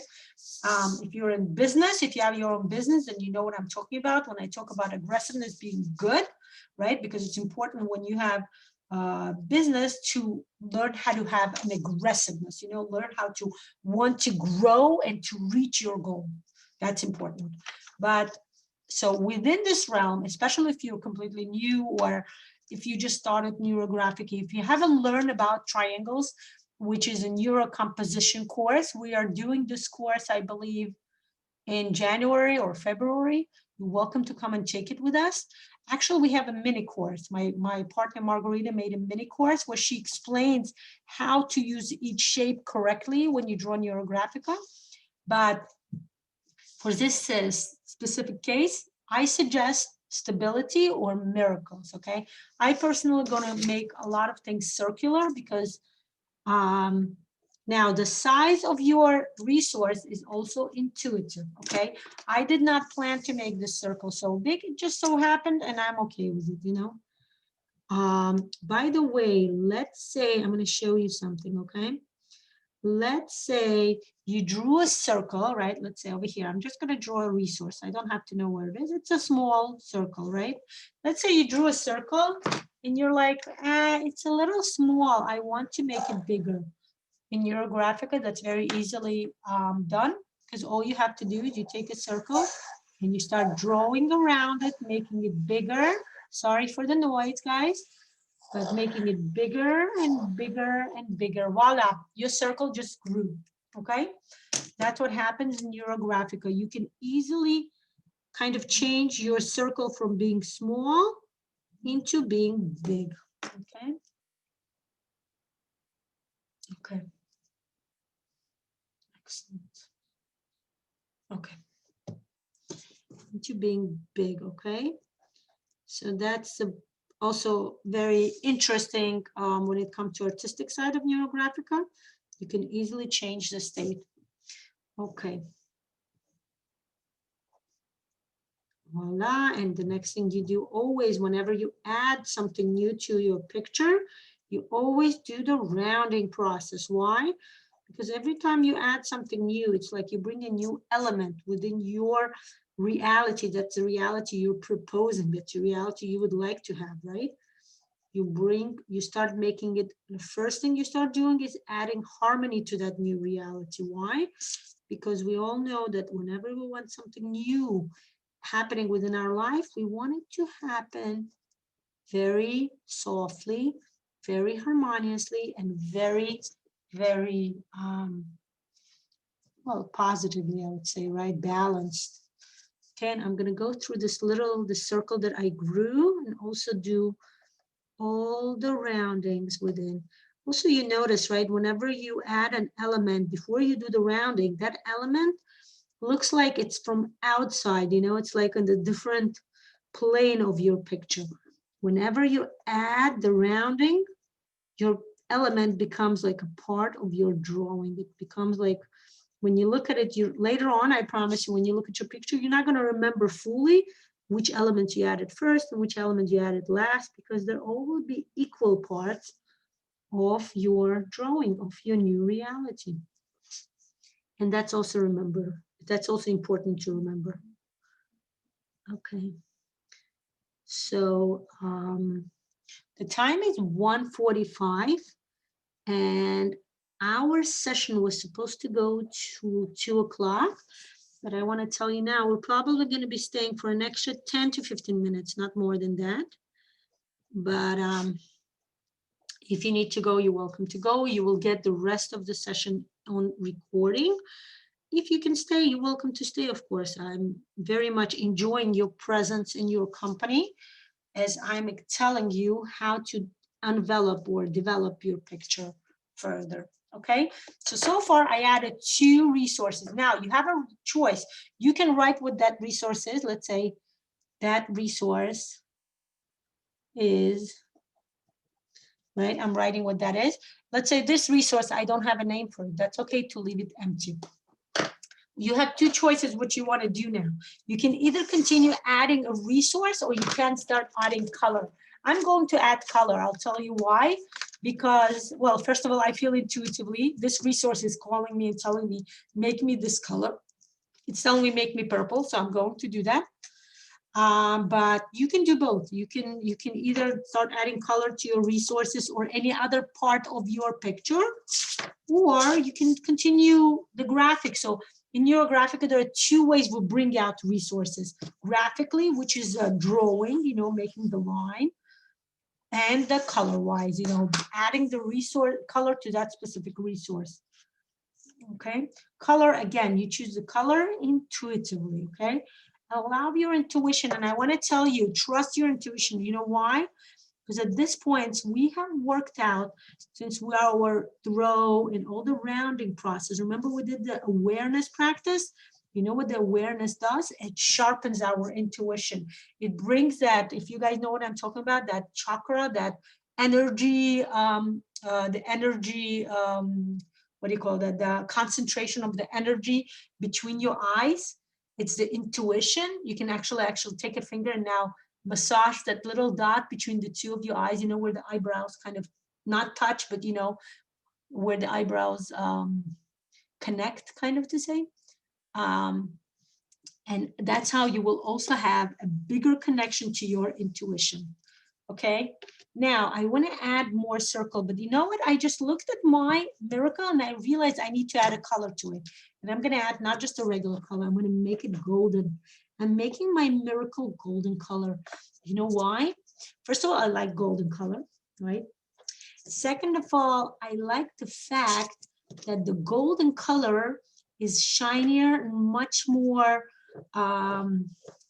like outstanding than any other color. And you know what that will do? That will make my miracle more outstanding, more attractive. Not just me to the miracle, but also bringing the miracle to me. Okay, and I realized that I want to add a resource over here to where I am, over here in the middle of my realistic, my physical world, where my circle is. I just wanted to add a resource to it. I don't know what that resource is. So when the resource comes to you, what you do, there are 2 ways. Remember, I told you I have a resource. I'm going to make a circle here. The first thing, I'm going to add a circle. Now, I want to know, the first thing our mind, our mental state wants to do is to give logic to everything we do. And that's okay. That's normal. Do you make the source for the body in a physical world and an intuitive where it wants to be? Like my body burn fat should be near the center or anywhere. I'm reading Alice's question. So Alice, whenever you bring the resources, wherever you want to put it, you can touch, like I showed you, can put your hand on the picture and feel where the resource wants to go, okay? Wherever it wants to go. If you want to burn the body fat, so I am planning actually to do it. Thank you for reminding me. I have a few friends who asked me, I'm planning to do a course on losing weight, okay? I tried it, it worked for me. I lost a lot of weight last year, but it depends, Alice, to answer your question. It really depends. Are you comfortable losing your body fat within this area? Are you ready to lose it in the physical realm? Or do you need to start understanding? Do you need to get used to the idea? Okay, you have to see which world are you in now. If you just started thinking about losing weight, if it's something that you're just, dreaming about, so to say, then you put it here. But if you start understanding, you already know exactly what you want to do. Let's say you have a plan, let's say you decided to do a certain diet, then you start doing it either in the mental or the emotional. But if, let's say, you tell me right now, tomorrow, I'm waking up and I'm starting my diet, then yes, you can put it in the physical world. Do you understand? It depends what part are you in when it comes to your goal, to your miracle. If you're not sure, do it intuitively, and that's a good way to find out where you are. Just look at it, look at your paper. You can even take your finger and just let you take it. Where does it take you? Does your intuition go here or here or here or here? Okay. I hope I answered it. You know, I honestly, I can't answer more because I don't know your circumstances. But when I do, let's say when I do the private coaching sessions, that's what we do. By the way, if you're interested in being a part of the coaching with NeuroGraphica, you're getting an excellent, excellent chance, because me and my partner Margarita, we're starting coaching Wednesdays. We're going to start this Wednesday, where you are invited to be either a client or an observer, and it's very cheap. It's much cheaper than if you would do it privately, let's say. You can, if you want more information, let me know, I will send it to you, but you can come and either become a client where we work with your goal using NeuroGraphica, or you can become an observer. When you come and you observe somebody else being a client and work with that client, and I want to tell you something. Even if you come, if you think that you're going to come just to observe, no. Every time you observe somebody else going through some kind of issue or a goal, you can always relate to it. That's the reason why you're in that field. You know, that's you don't just happen to come for anybody just sporadically. If you happen to be there, that means you can use that session, even if as an observer, to your own goal. Okay, you can see what we're doing with that person and start using it towards yourself. Exactly what I'm doing here, right? I'm talking about myself, but you all look at what I do, and you repeat after me, and you learn towards your own goal. And that's what's going to happen during the coaching Wednesdays, where we're going to have sessions and people can just be present and take something out of it for themselves, even if they're not a client. Okay, so what did I want to say? So whenever I draw a circle, I made a resource. So what am I going to do now? I want to know if I know what this resource is. So I look at my list and I start seeing, is it a part of my resources? Is it the resource that I already marked? Okay, I'm looking at it. And I realize it's this resource. But sometimes you look at your list and you say, this circle doesn't look like any of these resources. And you know what you do in this case? Two things.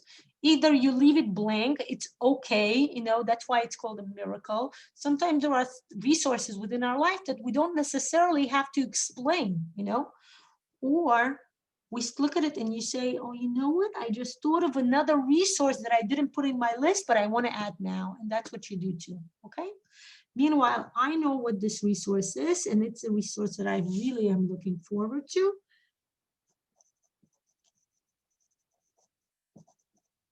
I'm going to write it down.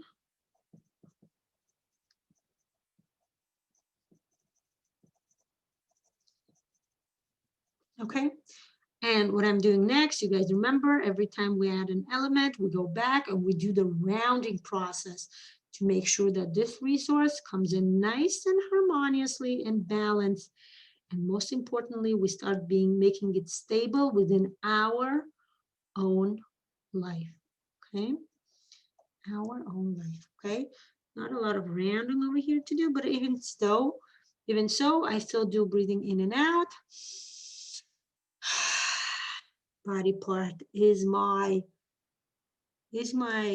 chest, but it's like chest and my stomach, and then breathing in and out. What is the emotion that I have? And you know what the emotion I'm having now? Happiness. I'm so happy.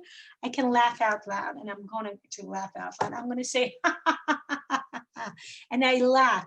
If you feel like laughing, always laugh. I'm telling you, actually, and my students know it. I always tell them, even if you don't feel like laughing, you should always laugh. I'm a big believer in the laughter therapy. And I was telling yesterday about it. I want to start like on Facebook, like every, I don't know, maybe weekly, have a laughing therapy morning, you know, where I go on Facebook Live for like 10, 15 minutes. And all we do is laugh, just laugh. Looking at somebody laugh will actually, you know, It has proven by scientists that laughter is a great therapeutic, has a great therapeutic effect, okay? So I'm doing this resource and I'm laughing. Do you know why? Because I'm happy. Because this resource is directly related to my miracle. And now when I do this with my hand, oh my God, you have no idea. I feel so happy. I don't just feel happy. I feel like, yes, this is what I want to do. You know what I want to do? I'm going to take my, and the fact that this resource came together with me, I want to take my marker and I'm going to go through certain lines. It's either the lines that are already on the paper, go through them and start laughing. Because when I do this, my miracle just came true. My miracle started becoming a realization within my physical life. You know this miracle? I'm going to make this resource also gold. Why? First of all, because I feel that way. And we talked about intuition. And second of all, it's like the miracle has just traveled and became a part of my physical reality. Voila. This miracle has just came true. And I have to go back and round all of this intersection that I just created when I created the new line. And I laugh while I do so because I'm just so happy. And I advise you to do the same thing. Laugh. Even if you don't feel like laughing, I promise you, the first laughter is going to be a forced laughter.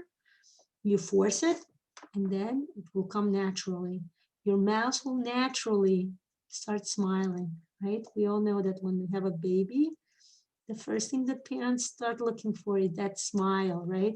The baby, the first development within the facial gesture for the baby is to start smiling. First it's a smile, then it's a laughter, right? And that's an emotional expression of a human being, right?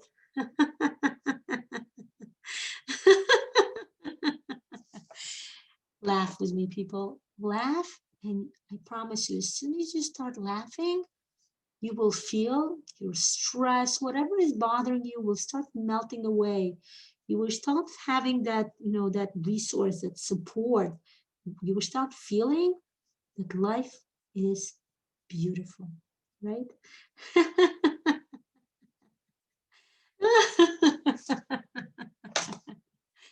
I laugh as my reality, as my miracles start becoming a part of my reality. I laugh, not because I'm just happy. Like I said before, happiness is what we come to when we start. We start with happiness, but rather because when I laugh, I acknowledge the fact that I am glad, I am happy that my goal, my quest is starting to realize. And you know what else it is? Like I mentioned about the baby, when the baby starts smiling or laughing first time, who do you think is happier, the baby or the parents? And those of you who know will tell me the parents. You know why? That's true. Because the baby does it, but it's the parents who will, like, socially wise, feel the impact. Why? Because every time we laugh, every time we smile, do you know what we do?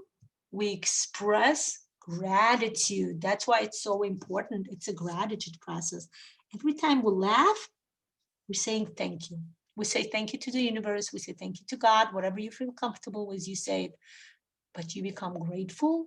You acknowledge that something good is happening in your life, and you become grateful. Okay?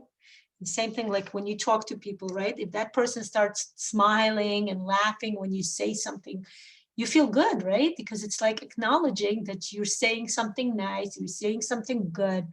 And the same thing here, whenever you laugh, when something good and even something not so good happens to you, start laughing. I promise you, your outlook on life, the way you perception on life will start changing, because laughter is the best medicine, and it's true. Okay, so laugh away as you draw your resources. Laugh away as you bring yourself closer to the miracle. And I'm going to tell you now I'm touching my picture. I feel so comfortable. Remember how before I was very uncomfortable even going near my miracle?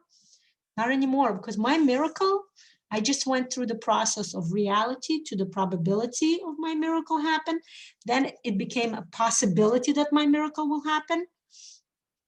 Wait, where is that? Yeah. Then I went through the very last stage, because the very last stage is the last stage of doubt. You start saying, are you sure it's going to happen? I mean, yes, maybe all of the circumstances will come. You know, even I'm going to tell you, all of my resources are here, but it's still impossible for my miracle to happen. That doubt, you know, that the word impossible, whenever you say the word impossible, you bring doubt. Whenever you bring that doubt, you start, first of all, accepting. Remember, we talked about it, but accepting the doubt is step number one. Just accept the fact that you have doubts about it. That's okay. That's normal. And then as soon as you start accepting it, you start looking at your resources and you say, maybe so, but maybe if I add one more resource, and I'm going to add a resource here, okay? It's going to be a big, nice, big resource. I don't know what that resource is. I'm going to look at my list. My list is actually, you know, I don't have anything on my list.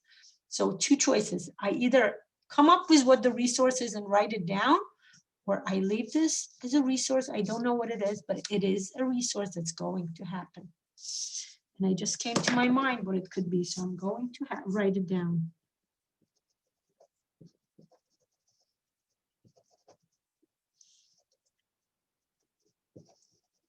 Okay, I wrote it down. Now this is going to be my resource. I'm going to write it down here too. As I write it down, as I came with a realization what this resource could be, I'm breathing in and out. Do you know why? Because it's such a revelation to me on my mind, in the mental way, in an emotional way, because this is a huge resource, right? And in my physical world, the most importantly, right? That I feel like I need to do breathing in and out, and I'm going to do plenty of it because I'm going to go through the rounding process. I'm going to do the awareness process, breathing in and out. I feel my body part is my throat, my stomach, my feet.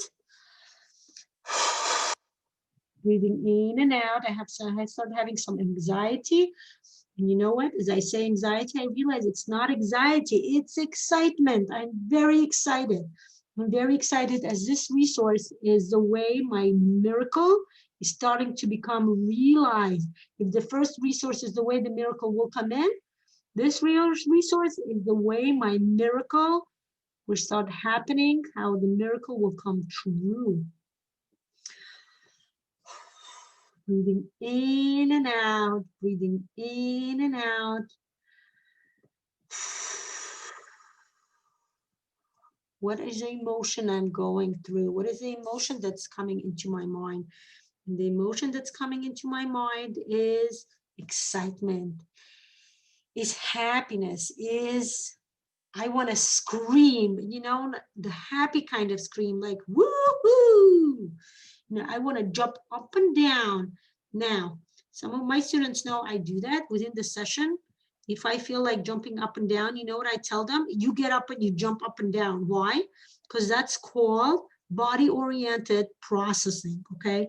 If you feel something, you do it with your body. Allow that body to go through that emotion on a physical realm, and I'm going to do that. As I finish my rounding, I'm going to do that. I'm going to get up and I'm going to do the jumping, and you do the same thing. You get up and you say, yes, yes, yes. You can do the jumping. Yes, yes, yes, yes. Imagine yourself achieving your goal, achieving that miracle. That miracle came alive. How do you feel? Don't you feel like jumping up and down? You feel that way, you get up and you do it. If you feel like dancing, I'm not going to do that now. I will do it as soon as I finish the lesson. I will get up and dance. If you feel like singing, go ahead and sing. Who is telling you? Who is going to stop you? Let's put it this way. I'm not stopping you. You guys are on mute. You can sing all you want, you know, but do it is what I'm trying to say. If you want to get up and walk around, do it. If you want to start coloring, do it. That's what I'm going to do, right? I'm going to add color to this more beautiful, big resource of mine. And I'm thinking what color, and I know the color I want it to be. I'm going to add a nice color here. Voila. Now, what I'm going to tell you is something that we learned. I'm going to give you a little secret, a little glimpse into the neurocomposition course that we learned. We're going to offer it in February, I believe, but we learned it there. Certain resources, you can make them graphically bigger. What does it mean, graphically bigger? I'm going to take this thick marker, look at this thick marker, and some resources, I'm going to make them thicker, okay? Go with your intuition. This resource is just telling me that I want to be thicker. Now I'm going to show you what happens once you make a resource thicker, okay? Voila. Look at the picture. Look at the way the picture changes. Look at the way the perception within the picture changes. When you look at this picture, your eye right away wants to see this big circle. And it's, of course, understandable because the circle is big and the circle is thick. And that's the story. Again, as you added the thick marker, you're going to create like little tiny intersections, some sharp angles. Just quickly go through it and round it. So that, again, remember, every time you add an element, you change the reality. The reality changes in picture and then the reality. And that's another principle in NeuroGraphica, where we say whatever we draw in the paper is really the change that will come in reality. So you want to make that change in reality as harmonious, as balanced, as stable, as comfortable. Remember, when we add a rounding, we're adding a piece of the curve, and the curve is a part of a circle. And the circle is a symbol of comfort, the symbol of being taken care of, right? Like that example of the sun. You get up in the morning and the sun is just there to greet you. You don't have to do anything for it, you know? In order to achieve something in life, in order to get money, you have to work, well, most of the time, right? In order to, you know, to establish your business, you have to work. You don't have to work. You have to do anything to get the sun to go up. And the sun goes up every morning, regardless of whether we are ready for it or not, or whether we want it or not. But it does get up and gives us warmth and gives us light and gives us a way to start functioning, right? That's what it is, right? So I have made this shape thicker, and you see how the perception changes. And there's another shape that I want to make bigger. Yeah, this shape also, I want to make it thicker.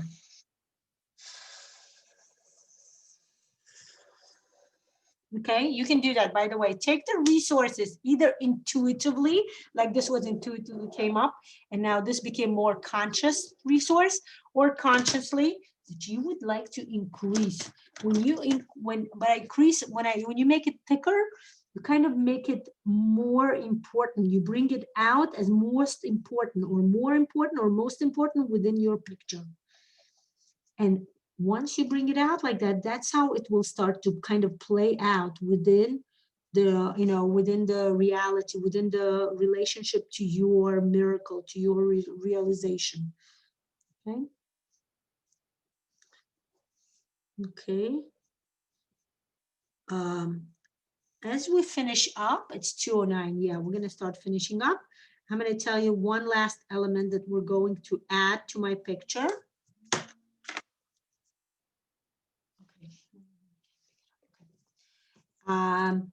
But before we go to it, I'm going to add a little more color. I want to tell you what we're going to do in the NeuroMiracles course is, remember how we work toward one miracle?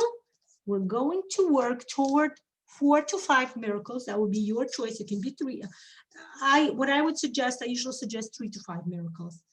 And the algorithm, the way we're going to achieve this miracle will be a little different. I'm going to tell you right now, because, you know, the scope, the goal is higher. You see how much work we had to do, what we went through to get to one miracle.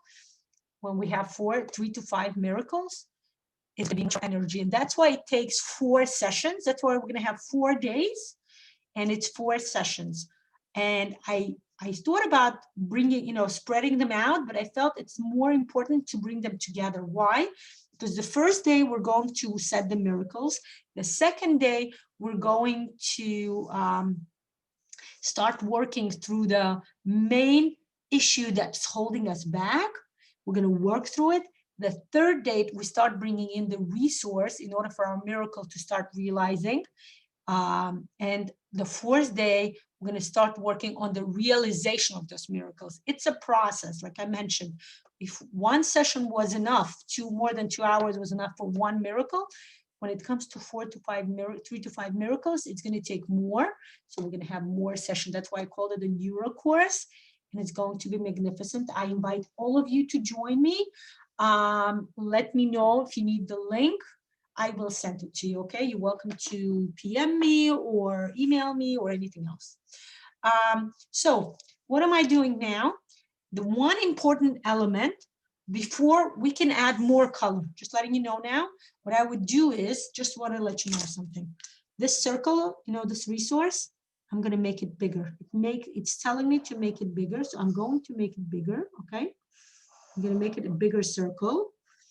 But one important thing before I let you go, and then as I make it bigger, just want to let you know, I'm going to add more color. I'm going to add more color. I will put my finished picture for you guys to see in the group, the World of Neurographica. If you haven't joined, I invite you to join. Let me know if you need a link. I will send it to you, but I will post it in the groups. I have 2 groups, actually. There's Planet of Neurographica and World of Neurographica. If you're either in any of those groups, you will be able to see it. Now, so I will add colors. And one last thing, as we go, there are 7 steps within drawing NeuroGraphica. We just went through 5 to 6 steps. And one important step that I'm going to add, it's called, this is the most mystical step. But you know what? Nothing beats us as mystical. Hey, we're dealing with miracles. How much more mystical can we possibly get? But we're going to do something that's called the field lines, or I also call it universal lines. Universal lines are the lines that go through the whole paper, through the whole picture.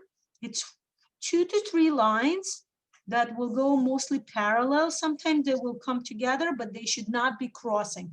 The field lines should never be, what is that paper of mine? Oh, here it is. The field lines should never be crisscrossed like this, okay? The field lines always go either diagonally or vertically or horizontally, okay? Choose the direction you want your field lines to go.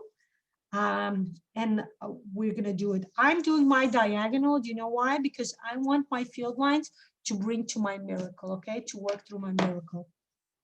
And 1 second. Realize I didn't finish the rounding here.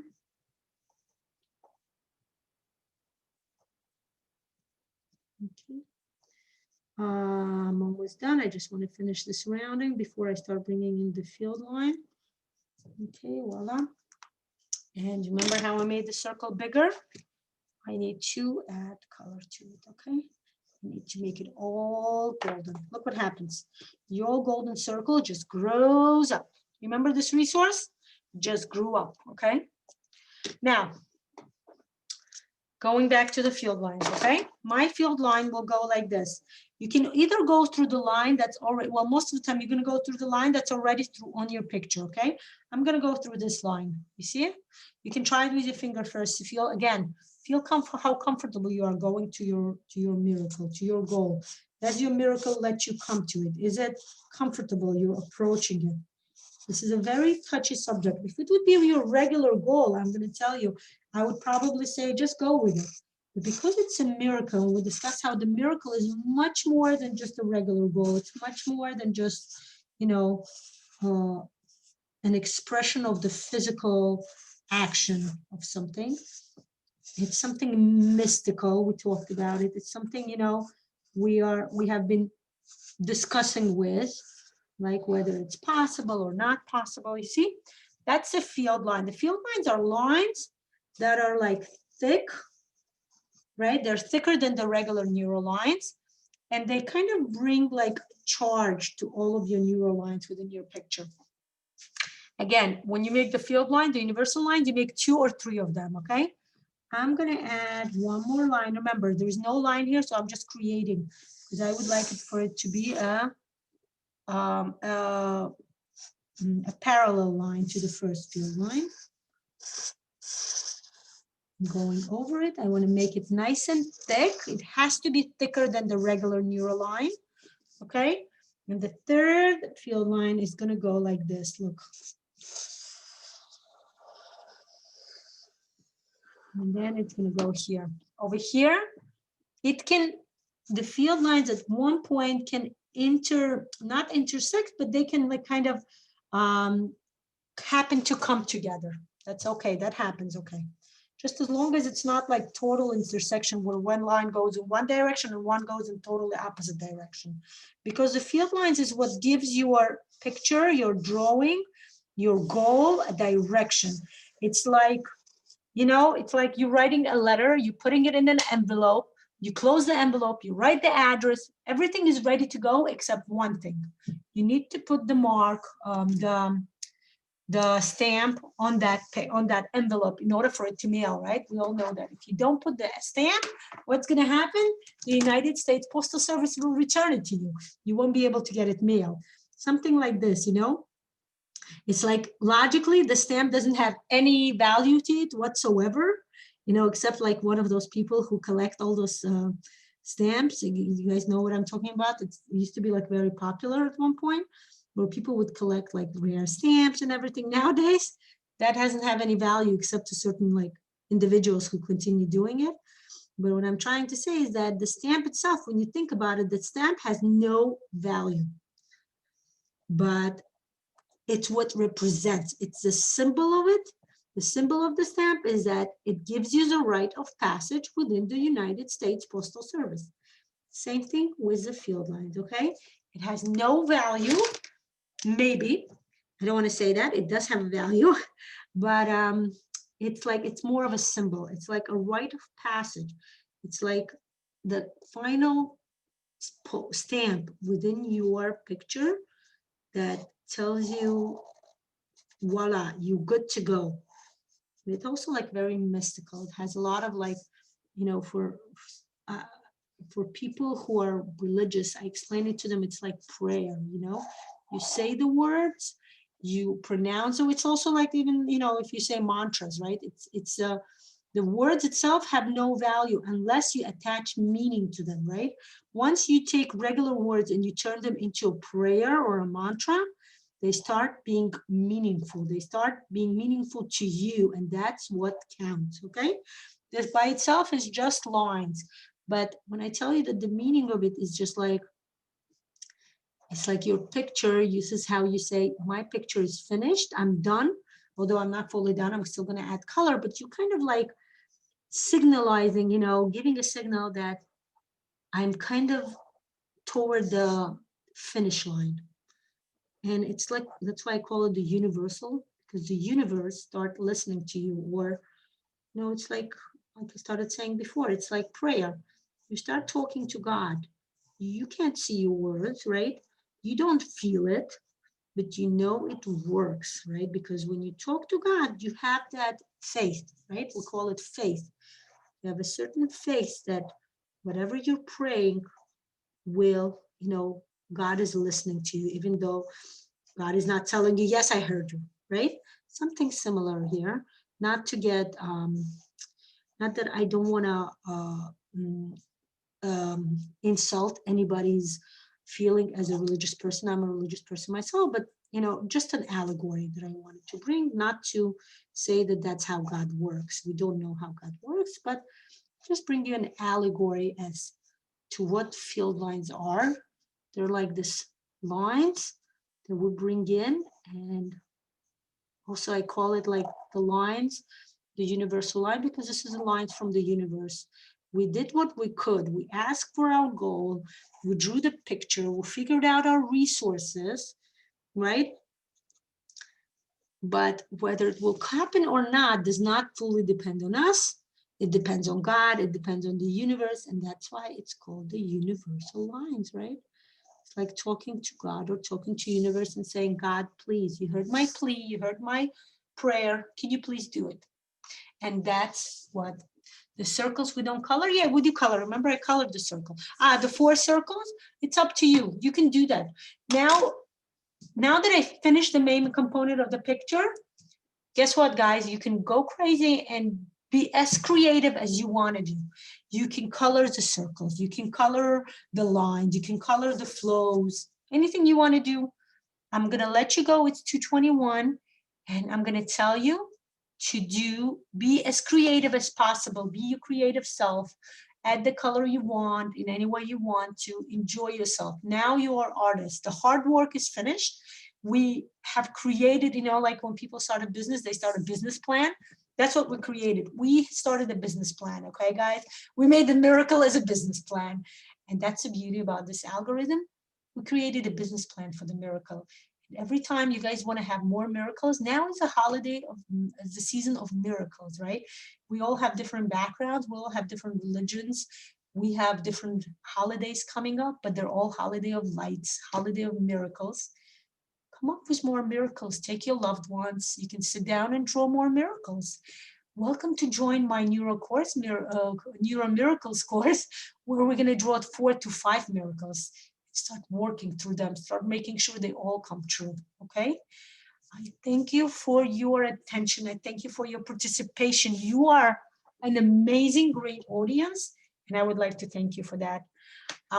Before we fully finish, I'm going to ask you to please open up your mics and give me some feedback. Did you understand everything I gave you today? Do you have any questions? I think I pretty well got everything. Thank you, Coral. I'm very excited that you're I. here, and I'm so Yes. happy. Yeah. Who else? I'm going to do it again, but you should do it again. This is a great, trust me, I do this a lot, a great way. And all of you will get a recording. So if you forgot something, you can go back and rewatch it. Any questions or any feedback at this point? Did you enjoy the class? Oh, Naomi, thank you. Shelley said, thank you. Excellent, great lesson. Did everybody enjoy the session? What was your feedback? I loved it. I'm excited to actually go home and finish mine. Excellent. And I invite all of you, please post your pictures. We would love to see it. Go to the World of Neurographica, post your picture, write about it. We're so happy. And sure, and of course, you're always welcome to invite more friends. Talk to your friends about NeuroGraphica. It's such an exciting method. Anybody else? Brenda, do you want to tell us something? Thank you so much, Lana. It was a very beautiful close. I'm looking forward to the miracles in my life. So thank you. Excellent. I'm so glad. Yes, guys, this will make you expect more miracles. If before a miracle was something remote that you can only dream of, this becomes, you make a miracle a part of your life. Mayor, do you want to tell us something? Maybe, yeah. First, I want to show you some level of my picture. So yes, please do. Everybody welcome to show me your picture. Wait, let me. Yeah, we can share with each other. So I just want to share with you that I'm for several years with Lana in this project. And it's interesting that from one hand, I felt that it's like something like for beginners because I made all these technologies before.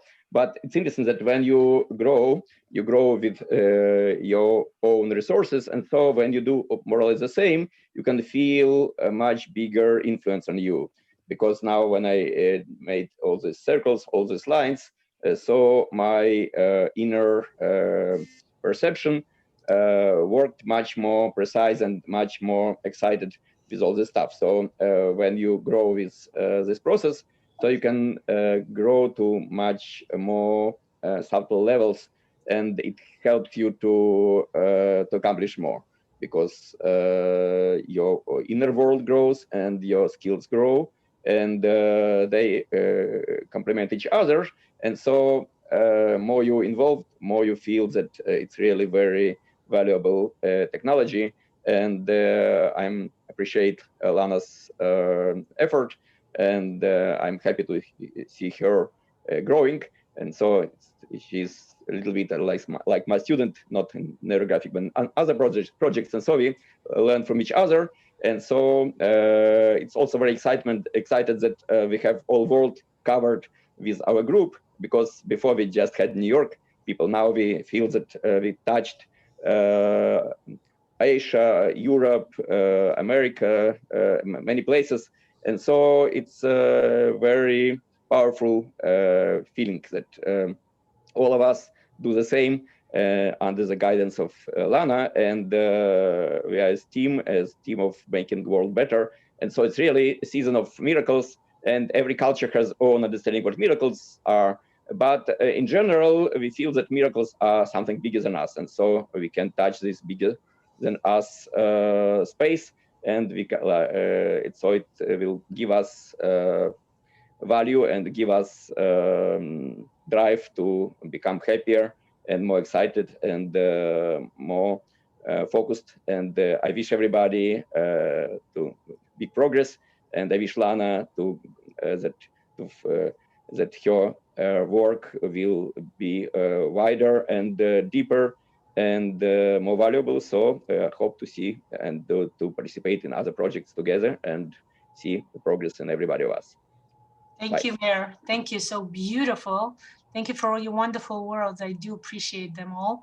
And yes, it is great having you within the class. I enjoy it. Finish your picture. Do finish your picture and post it in the group. And Alice wrote that, thank you very much. Yes, Alice, I'm reading your notes that you want to continue your picture. I understand. Yes, guys, always continue your picture. And Brenda said, thank you. She went to bed. And Naomi, excellent. I think everybody ended up saying something, right? I'm so glad to have you all. I'm bidding you adieu. If you're interested, some of you have already signed up for the NeuroMiracles course, and I'm looking forward to seeing you tomorrow.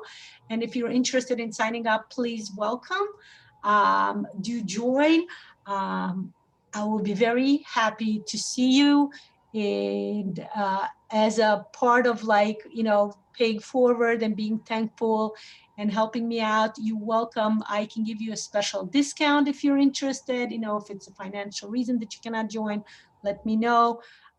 You can definitely get a discount. I will be very happy. Thank you again. Be well, be healthy, be miraculous, everybody. Goodbye.